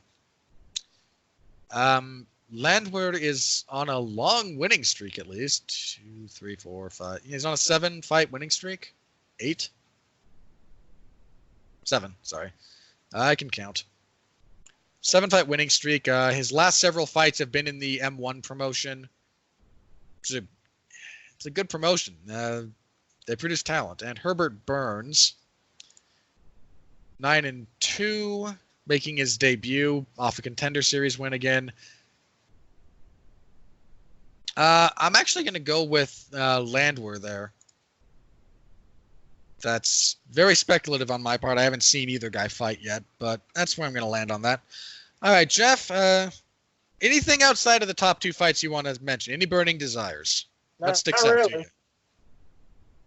Nothing? I'm just going to sit there, just 5.5 hours of nothing there, huh? Pretty much. I hate that you're right.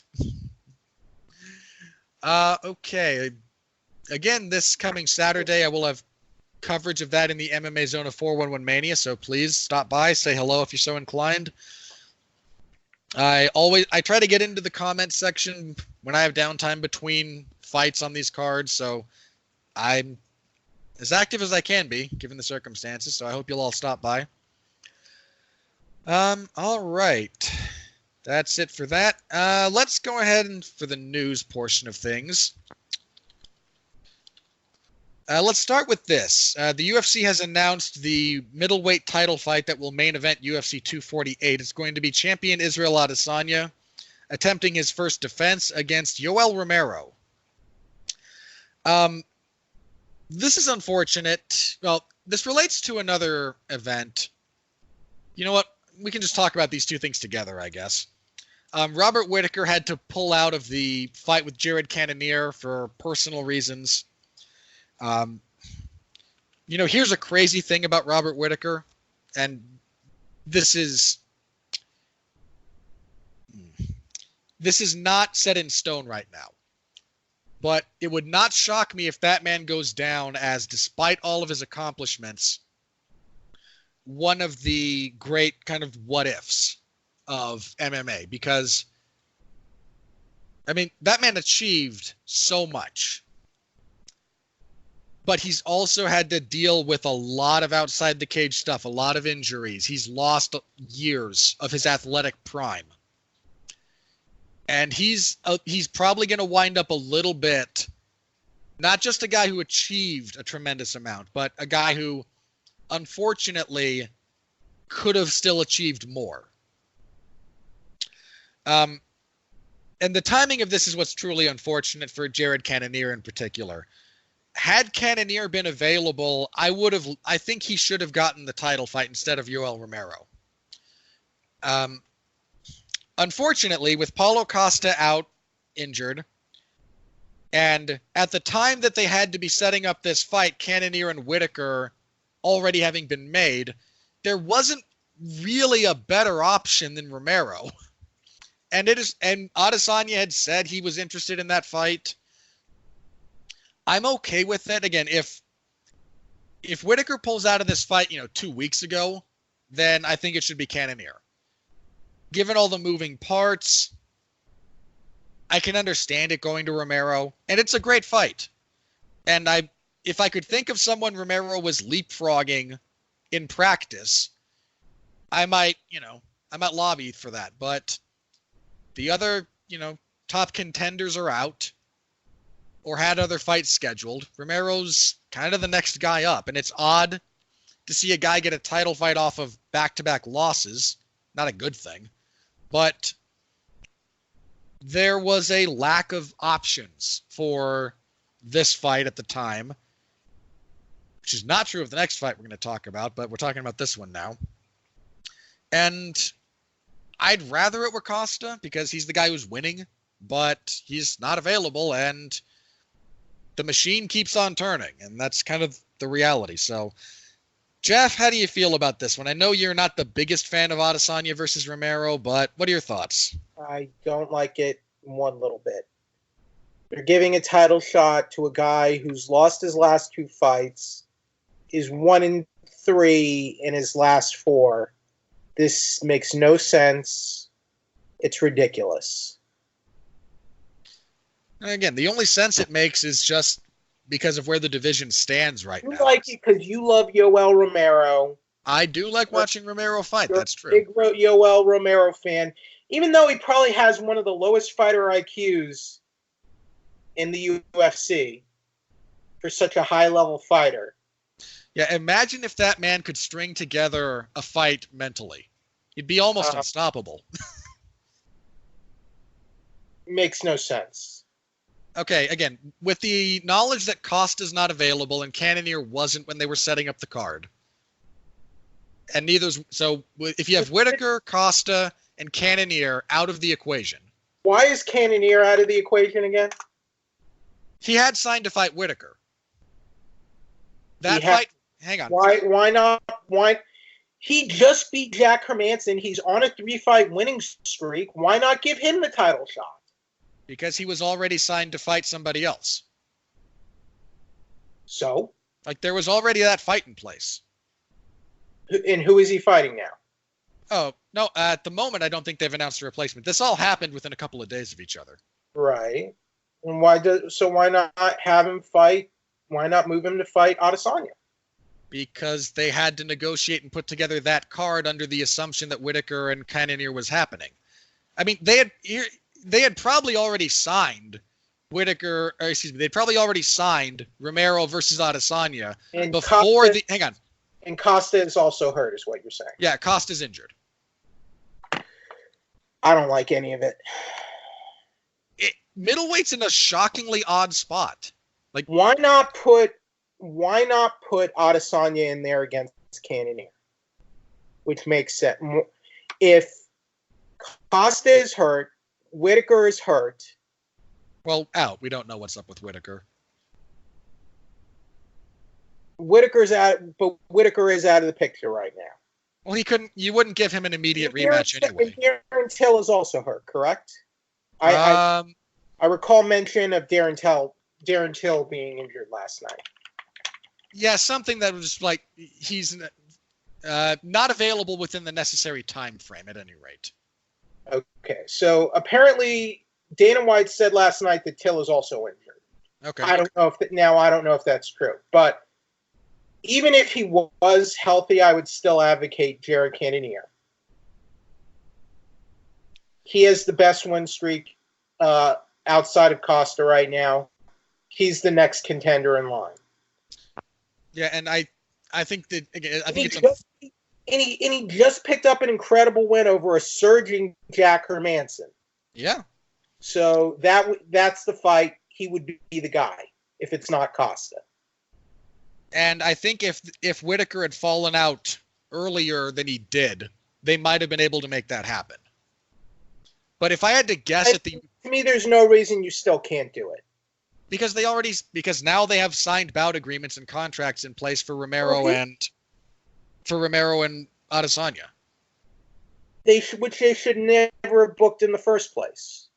Again, up until 5 days ago, Adesanya was campaigning for that fight since last year, since he won the title, basically.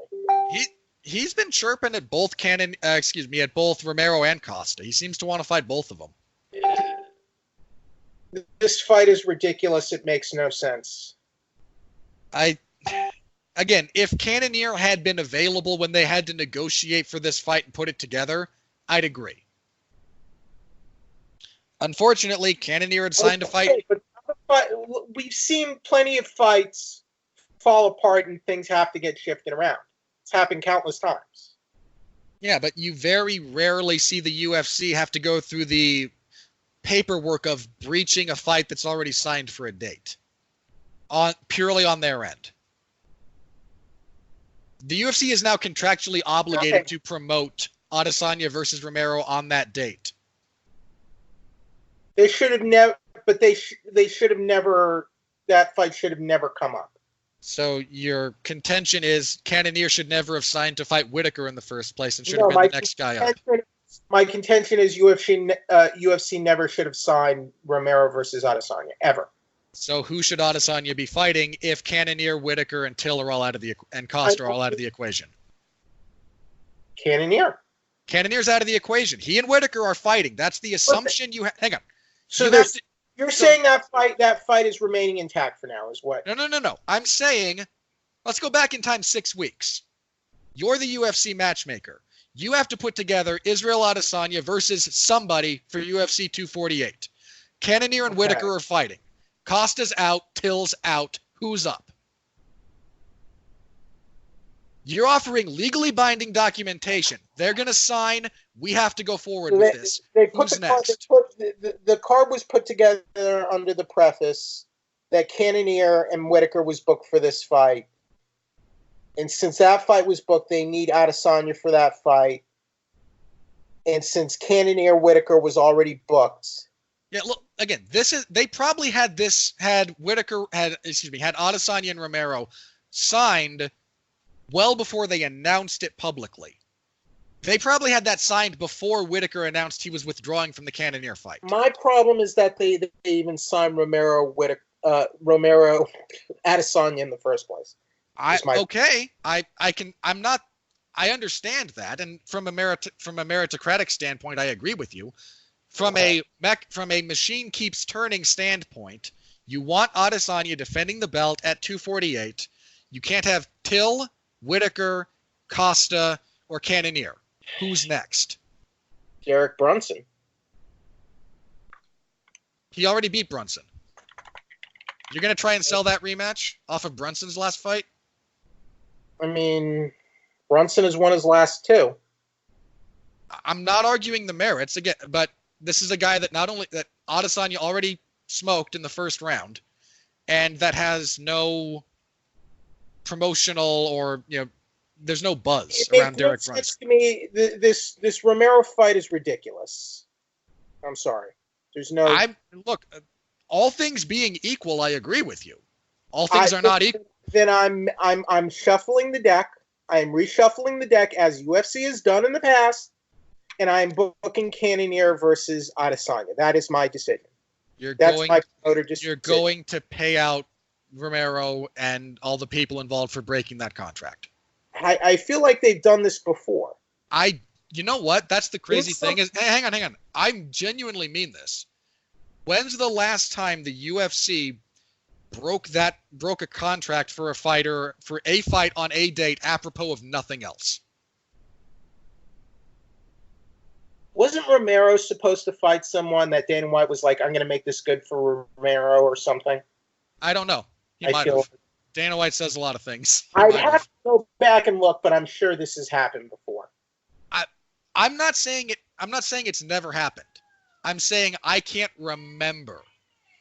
I cannot remember a time when the UFC, after they had signed a fight, apropos of nothing else other than we don't like it. The title fight for Madison Square. What was the original main event for that Madison Square Garden card with Cormier and Derek Lewis, 230? Let's see here. Were they in Madison Square It Garden? was a ridiculous. It was Valentina Shevchenko versus Sijara Eubanks. Okay. Yeah, Eubanks failed to make weight, right? That fight was officially announced and signed for that card. It never happened. Yeah, Eubanks pulled out.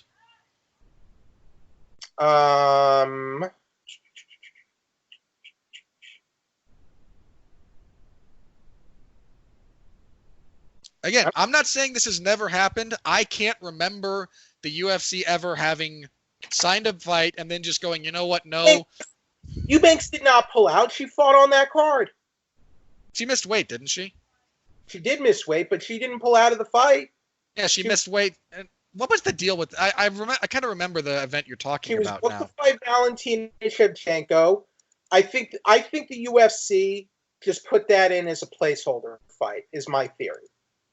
Because, and then after Derek Lewis beat who was it? Volkov. Right after that, they were able to get him signed to fight Cormier for MSG for New York at 230. I remember a bit of that. It was signed. It was announced as the title main event for UFC 230. That fight signed and announced. Sijara Eubanks did fight on that card. Did Valentina? Valentina did not. Didn't Valentina get injured? Let me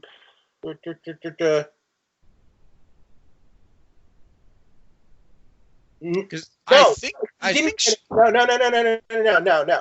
Here's what happened. First, they announced Shevchenko versus Joanna. Okay, yeah, I but remember that. getting close to 2:30, and they didn't have a main event for 2:30. So they were like, okay, we'll break the Joanna fight, and we'll book. They like the first fight that was announced was Joanna versus Shevchenko. They broke that fight. No. Hang on. No. Joanna never signed for that fight. They announced it before she signed and her stated reason was, I need more time to prepare. This would be too short notice for me to get in there and fight Valentina Shevchenko. They announced it before she signed. That was the expected fight. They signed and announced Shevchenko versus Eubanks. It was signed. It was announced. They broke that fight. They broke that fight to book Cormier versus Lewis as the new main event, and then rebooked Shevchenko versus Joanna. And they broke the Eubanks fight for the title. So there you go. Okay, and that was December. We have at least one example less than 2 years ago. I'm going to have to look into that one because I remember the sequence of events. You're correct. I do not believe they signed Joanna Shevchenko the first time, but they did sign Eubanks versus Valentina as the main event for the title for that card, broke it, and then signed Joanna to fight Valentina at 231. Okay, so we have... And Eubanks did fight on this. She did end up fighting on that card, and yes, she did miss weight. Yeah, I knew there was a reason she never got in. I knew she failed to get into the title picture because of her multiple weight issues at 120 at flyweight. So here's my point. Here's my thesis here.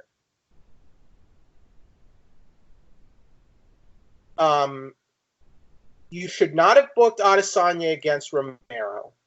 You should have booked him against a viable contender who is, if it's not Paulo Costa, if it's not Darren Till or Derek Brunson, then it's Jared Cannonier. That's your top contender. So at the moment going forward, you would pay whatever you have to pay to invalidate that contract and then try to sign Cannonier. I mean, we have precedents for this. I'm agreeing with you. If UFC 230 happened under that, if that's what actually happened. I'm not a fight manager or an agent, so I don't know what the contract language says and what rights they have, what they are obligated to do, what they have to do.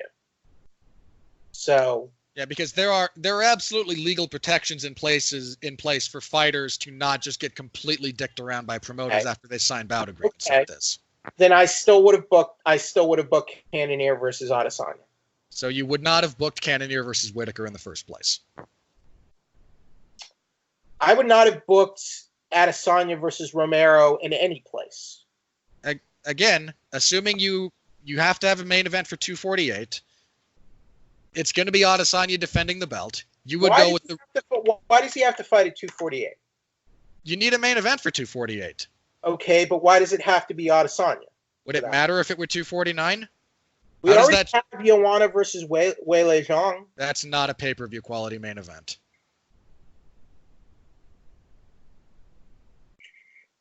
So this fight, I don't like it, Robert. I'm sorry.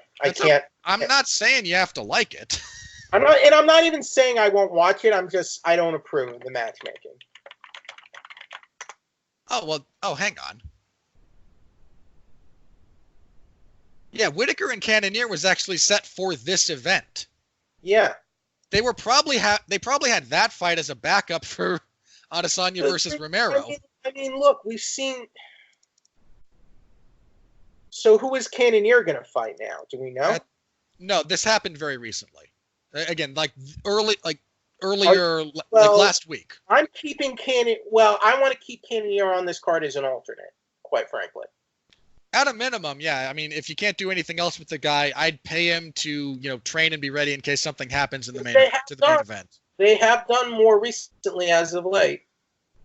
They did it with Usman, I think, at least once. It's happened. Oh, Volkanovski, right? Yeah, Volkanovski weighed in, like, officially for the Holloway versus Edgar fight.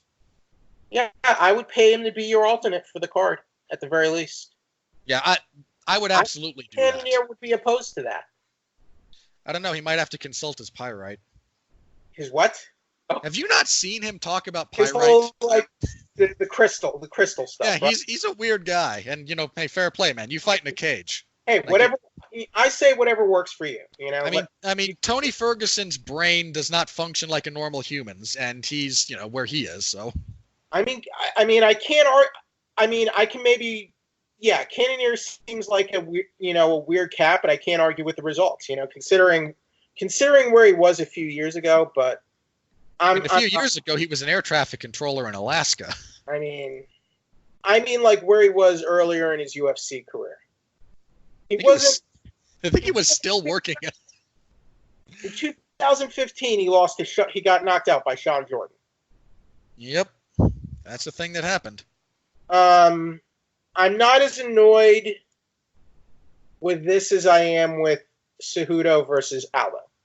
Yeah, let's jump into that giant mess. I can. And Cejudo is also at fault for this. Oh yeah, look, everyone. I can understand how we got to Adesanya versus Romero, even if it's less than ideal, even if I'm not the biggest fan of it from a meritocratic standpoint. I can understand how things played out the way they did. But technically, this isn't official yet. But that appears to be the plan. Yeah, for the record, this is not official, has not been signed yet. But according to Dana White, the UFC is trying to put together Henry Cejudo versus Jose Aldo for the bantamweight title for UFC 250. I hate everything about this. And there's too much talent at bantamweight. Yeah, like there's a reason when I said the thing about Romero, like, okay, if they were giving it to Romero to leapfrog, Costa, who defeated him, however controversially, to leapfrog Cannonier, who, if Cannonier had nothing else going on, there's enough things in place at middleweight to make you go, okay, you can't have X, you can't have fighter X, you can't have fighter Y, you can't have fighter Z. Okay, you know what? It's thinned out at the top. It's a little thin at the top right now. Yeah, at the moment it is. And that's kind of why, all right, I can live with Romero. Okay, sure. Aldo, not only on a 2-fight losing streak, losing at bantamweight in his debut. Okay, close fight, sure. Close fights that could have gone his way. All right, yeah. I can see an argument for Aldo winning that fight. I really can. And a former featherweight champion. But he didn't win. Right. And in all honesty, even if he had won, you still have at least 2 guys in that division who should be up first. Now he's not only come in and lost to Marlon Moraes, he's now going to leapfrog a potential rematch between Moraes and Cejudo. He's leapfrogging Peter Yan. He's leapfrogging Aljamain Sterling. He's leapfrogging guys who have been in that division, winning fights. Peter Yan should be getting a title shot. I mean, it should be Yan or Sterling, and it's a little bit less clear to me which of them is more deserving if we're talking like purely objectively. But at a minimum, those 2 guys, one of those 2 should be your next title challenger. Why not? If you want to book Aldo in a title fight, why not book him in a title eliminator? At least. They tried that with Moraes, and then Moraes beat him. Book him in another one. And let Cejudo fight Peter Yan. I'd be okay with that, but what about and yeah, Corey? Another one is Corey Sandhagen. Sandhagen's done a lot of great work. I mean, the only reason I think I like Sandhagen, but I think he's still missing, he needs like one more notable win, I think, before you could say he's legitimately in the title picture, which he was probably going to get against Frankie Edgar before The only Edgar. way I would have been okay with this is when Aldo, if Aldo was still champion and he was still having that dominant run, and like I want to move down and fight for the bantamweight title and try to win 2 titles, I would have been more okay with this, because that's at least an understandable scenario. Because there's precedent for champions either making a move up or move down, attempting to fight for another title. And I think you can make a better argument for that. Yeah, I don't know what champion. I don't know what the argument is for this fight from an objective standpoint. The argument is Aldo lost a very close fight against Moraes and looked great, even though he lost. That's the argument. I mean, and Cejudo wants this fight. He texted Dana White and said he wants this fight. I mean, look, I'm perfectly willing to say Aldo looked really good in that Moraes fight in a lot of ways. And I would not have been upset if he won the decision. Nature of close fights. If I want to be an asshole and take this argument further, there aren't a lot of big money fights. There isn't a lot of star power at bantamweight. There isn't. Like I don't think that's a jerk thing to say. It's a statement of fact. Okay, so since there isn't a lot of star power, Aldo, who's not a huge draw, but arguably a bigger draw than the top names at bantamweight, there's a little more juice to promoting a former featherweight champion fighting who's no longer the 2-belt champion, but the former 2-belt champion at bantamweight and an Olympic gold medalist. I think they also really want Aldo because that UFC 250 is in Brazil. I think they want a Brazilian in the main event. I mean, I bet you they could still sell out that fight without a Brazilian in the main event. I'm not saying it's impossible. I'm saying I think that's what they want. Brazilians, I mean, they love UFC and MMA down there, don't they? Not as much anymore? All right. No, hang on. In all seriousness, Brazil's love of MMA extends. It's a lot like anywhere else. There's always going to be a group of people who are just fans of the sport, who are fans of the sport. Okay. I think if you pay attention to the Brazilian MMA marketplace over the last, say, 5 years, okay, it has cooled in no small part because the Brazilians have started losing. Oh. Their fandom is an extension of their nationalism. All right. I mean, Amanda Nunes is the GOAT. Yeah, but again, I'm not saying when I say have started losing, like that's not to say it's some giant sinkhole, but Nogueira, other Nogueira, Big Nog, Little Nog, Shogun, Vanderlei. Even the financial stuff, I still don't like it. It's. No, look, I do not like this fight at all. The title, he has guys that are very hot at the top of that division. He's ducking deserving contenders in service to. I hate to say Jose Aldo's an easier fight because I'm not sure that's true. But he's trying. I don't like it. I feel like even if you're. And let me just say, Cejudo has done great things. He has done amazing things for this sport. But even if you've done things as amazing as Cejudo, to me, that should be even more reason that you should be willing to fight these scary contenders and continue to prove you are the best champion in the division, or prove you're still the best in the division. Because to me, that's the point. Like, that's the point of being the champion and being a defending champion. Aldo, however way you slice it, he lost that fight with Moraes. Okay, I mean, he was declared the loser of that fight, and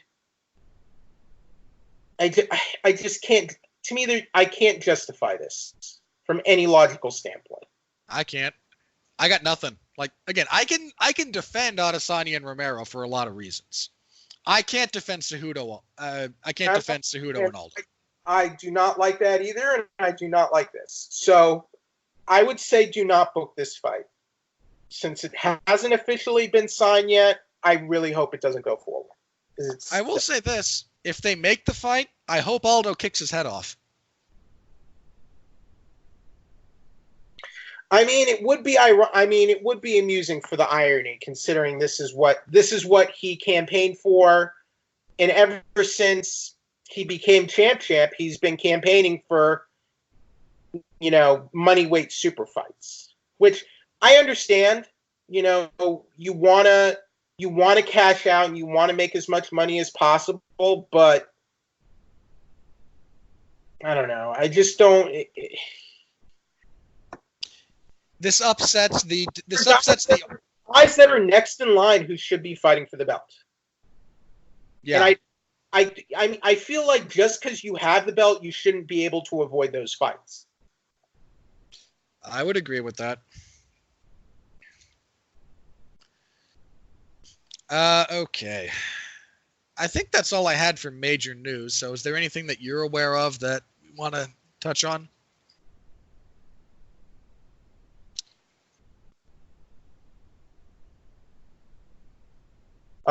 I like the Woodley Edwards fight if that happens, since Usman's apparently injured. Yeah, they did announce that one as well last night. The UFC's been like trying to make that fight for a while apparently, so yeah, I'm okay with it. Stephen A. Smith was disgusted with Donald Cerrone. Can we just not talk about hot take artists here? Look, Stephen A. Smith is a blowhard who has a big audience. He knows nothing about the sport, and that surprised me though. Stephen A. Smith talking about MMA. He's there because he's an MMA person. He's an ESPN, not MMA. He's an ESPN personality. Right. And rather than try and put, someone who actually knows something about the sport in that position, ESPN feels more comfortable putting him there. It reminds me of how when Stephen A. Smith showed up in season 2 of Luke Cage, I'm like, why, Luke Cage got, beat up in a viral video and he's talking about it on ESPN. I'm like, that's a bit weird. Oh, that was funny. But I mean, why is ESPN talking about vigilante street fights? But whatever. Because there's traffic involved in it in the alternate. Yeah, in that universe, superheroes draw numbers and ratings. So hey, Luke Cage got his butt kicked. Let's have Stephen A. Smith talk about it. Seems entirely plausible. Here we go. Hinata Muikano is moving up to lightweight from featherweight. He's going to be fighting Demir Hadzovic at UFC Brasilia. Interesting move from Moicano, who was a standout featherweight, but he'd kind of been slipping a little bit now, a little bit lately. So if he wants to try the waters at lightweight, go for it. Hadzovic is not an easy out. It's a winnable fight, but Hadzovic, that's a how do I say this? That's a stern test, but it's also a kind of underappreciated test. Hadzovic is not a popular fighter. Most people probably don't even know he exists. So, good luck. Here we go. This was from a couple days ago. Fabrizio Verdum receives reduced sentence from USADA, eligible to return in April. I was under the impression that Verdum was leaving the UFC, but I guess not. Yeah, that's been an odd thing, hasn't it? What's been up with him? Now, I could be misremembering there. But, so, let's see here. This is from MMA Fighting. The USADA announced on Thursday that Verdum had a reduction, in his sentence after initially tested positive for the anabolic steroid Trenbolone. It's a metabolite, and its metabolite, epitrenbolone, following an out-of-competition test on April 20. Man, so we're going back almost 2 years for this test. Initially suspended for 2 years for the infraction. Now he will be eligible to return in April following the reduction of his suspension. Verdum's period of ineligibility began on May 22nd, but was told for a period of time while he was not available for testing and retired. Okay, so apparently did he retire briefly? Apparently. Okay, no. Last year he said he requested his UFC release, so he might not have been granted that release. That's entirely possible. That's what I'm reading. So how much was it even reduced? By I think they said 6 months. It should be listed there. Might have been 10 months. 10-month reduction. Okay. And a 2-year suspension. But 10 months on the 2 years. He's been out for that long, so he's just eligible to fight again. Okay. I think. What a strange, strange circumstances. Strange stuff from him. You think Verdum's going to fight again? I think after last night, he tweeted about wanting to fight Alexei Oleinik. Which, I could be okay with that fight if that's his return fight. Like, sure, let those two go at it. He maintains his innocence. He will be eligible to fight in the UFC as of April 1st. So who knows? So, yeah, I guess he's probably in the space where he can, get a fight signed for later, if nothing else. mean, even at 42, the heavyweight division's not hurting for contenders. Yeah, or, that's very true. I should say they are hurting for contenders, is what I mean. Like they could, meaning they could use him. Matt Brown will probably fight again. UFC on ESPN 8. Always down to watch Matt Brown violence. Matt Brown's still looking okay. If he still he could have a run. I don't know how far he could get, but yeah, I'm down. I think that's it for really major news in the last week or so, unless you heard of anything else. Well, let's refresh Twitter, see if anything crazy happened. Because, crazy stuff happens all the time in this sport. I don't think anything has broken recently.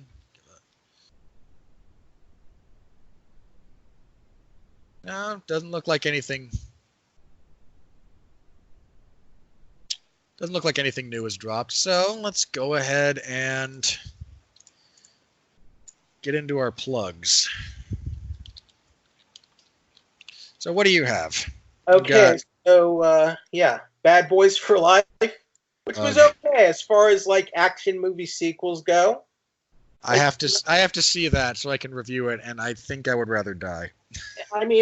Honestly, I dislike Bad Boys 2. I thought this was generally an improvement. Never thought the original Bad Boys was all that great.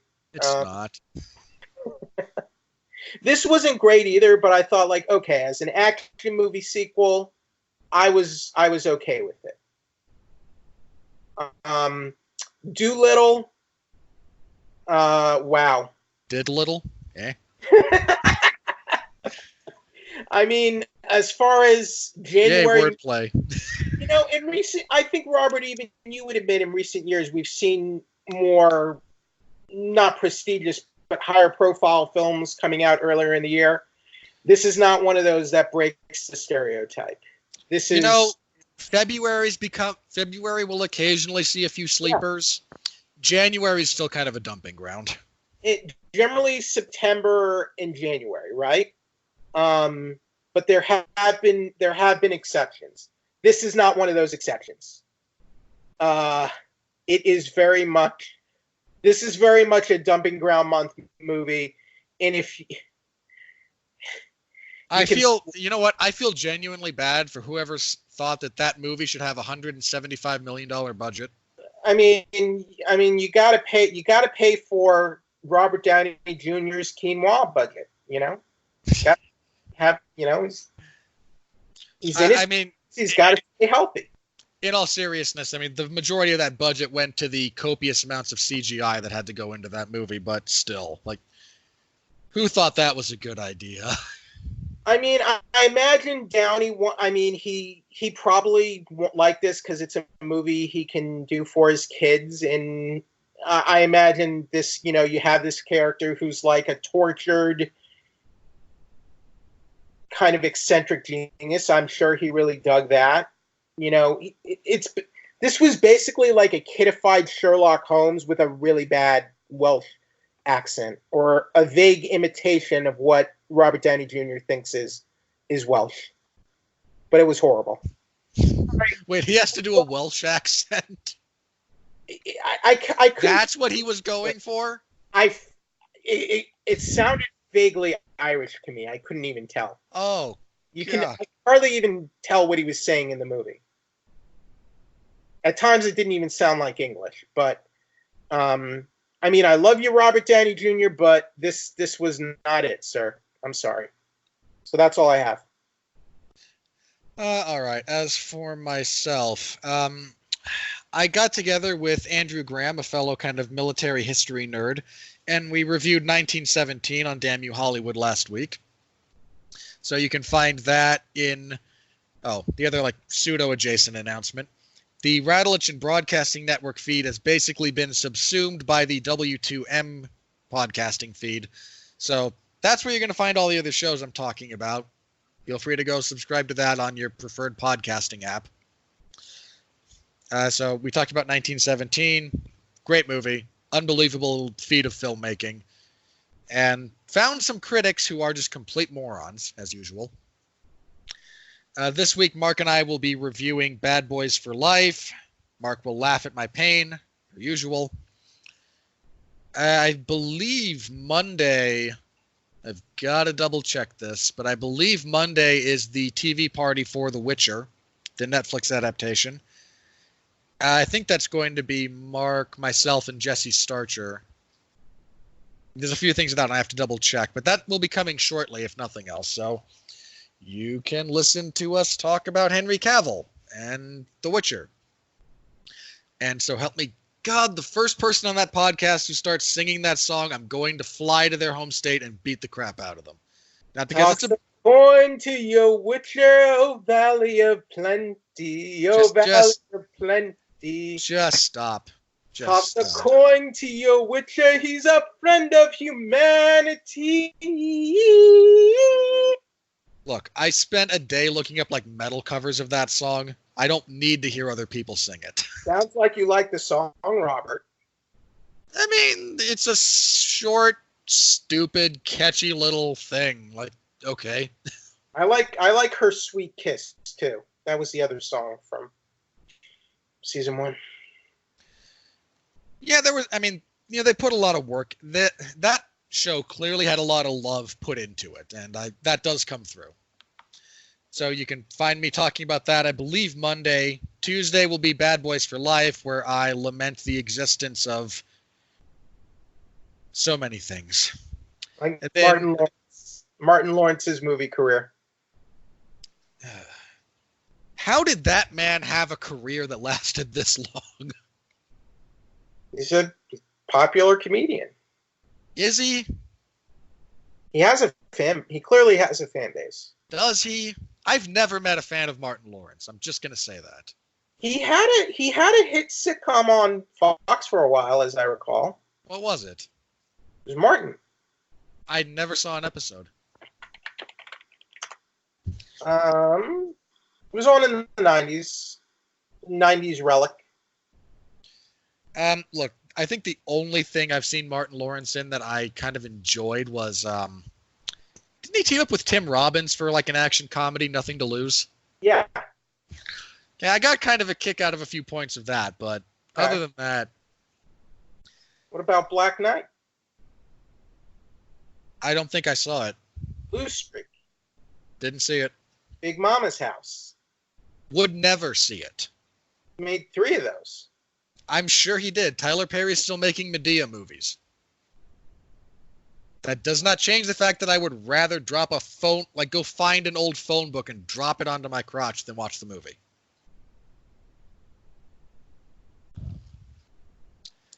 So anyway, we'll be reviewing that. We'll be back here next week. We will have a review of UFC on ESPN Plus 20, whatever it is, 24. And minor's programming note,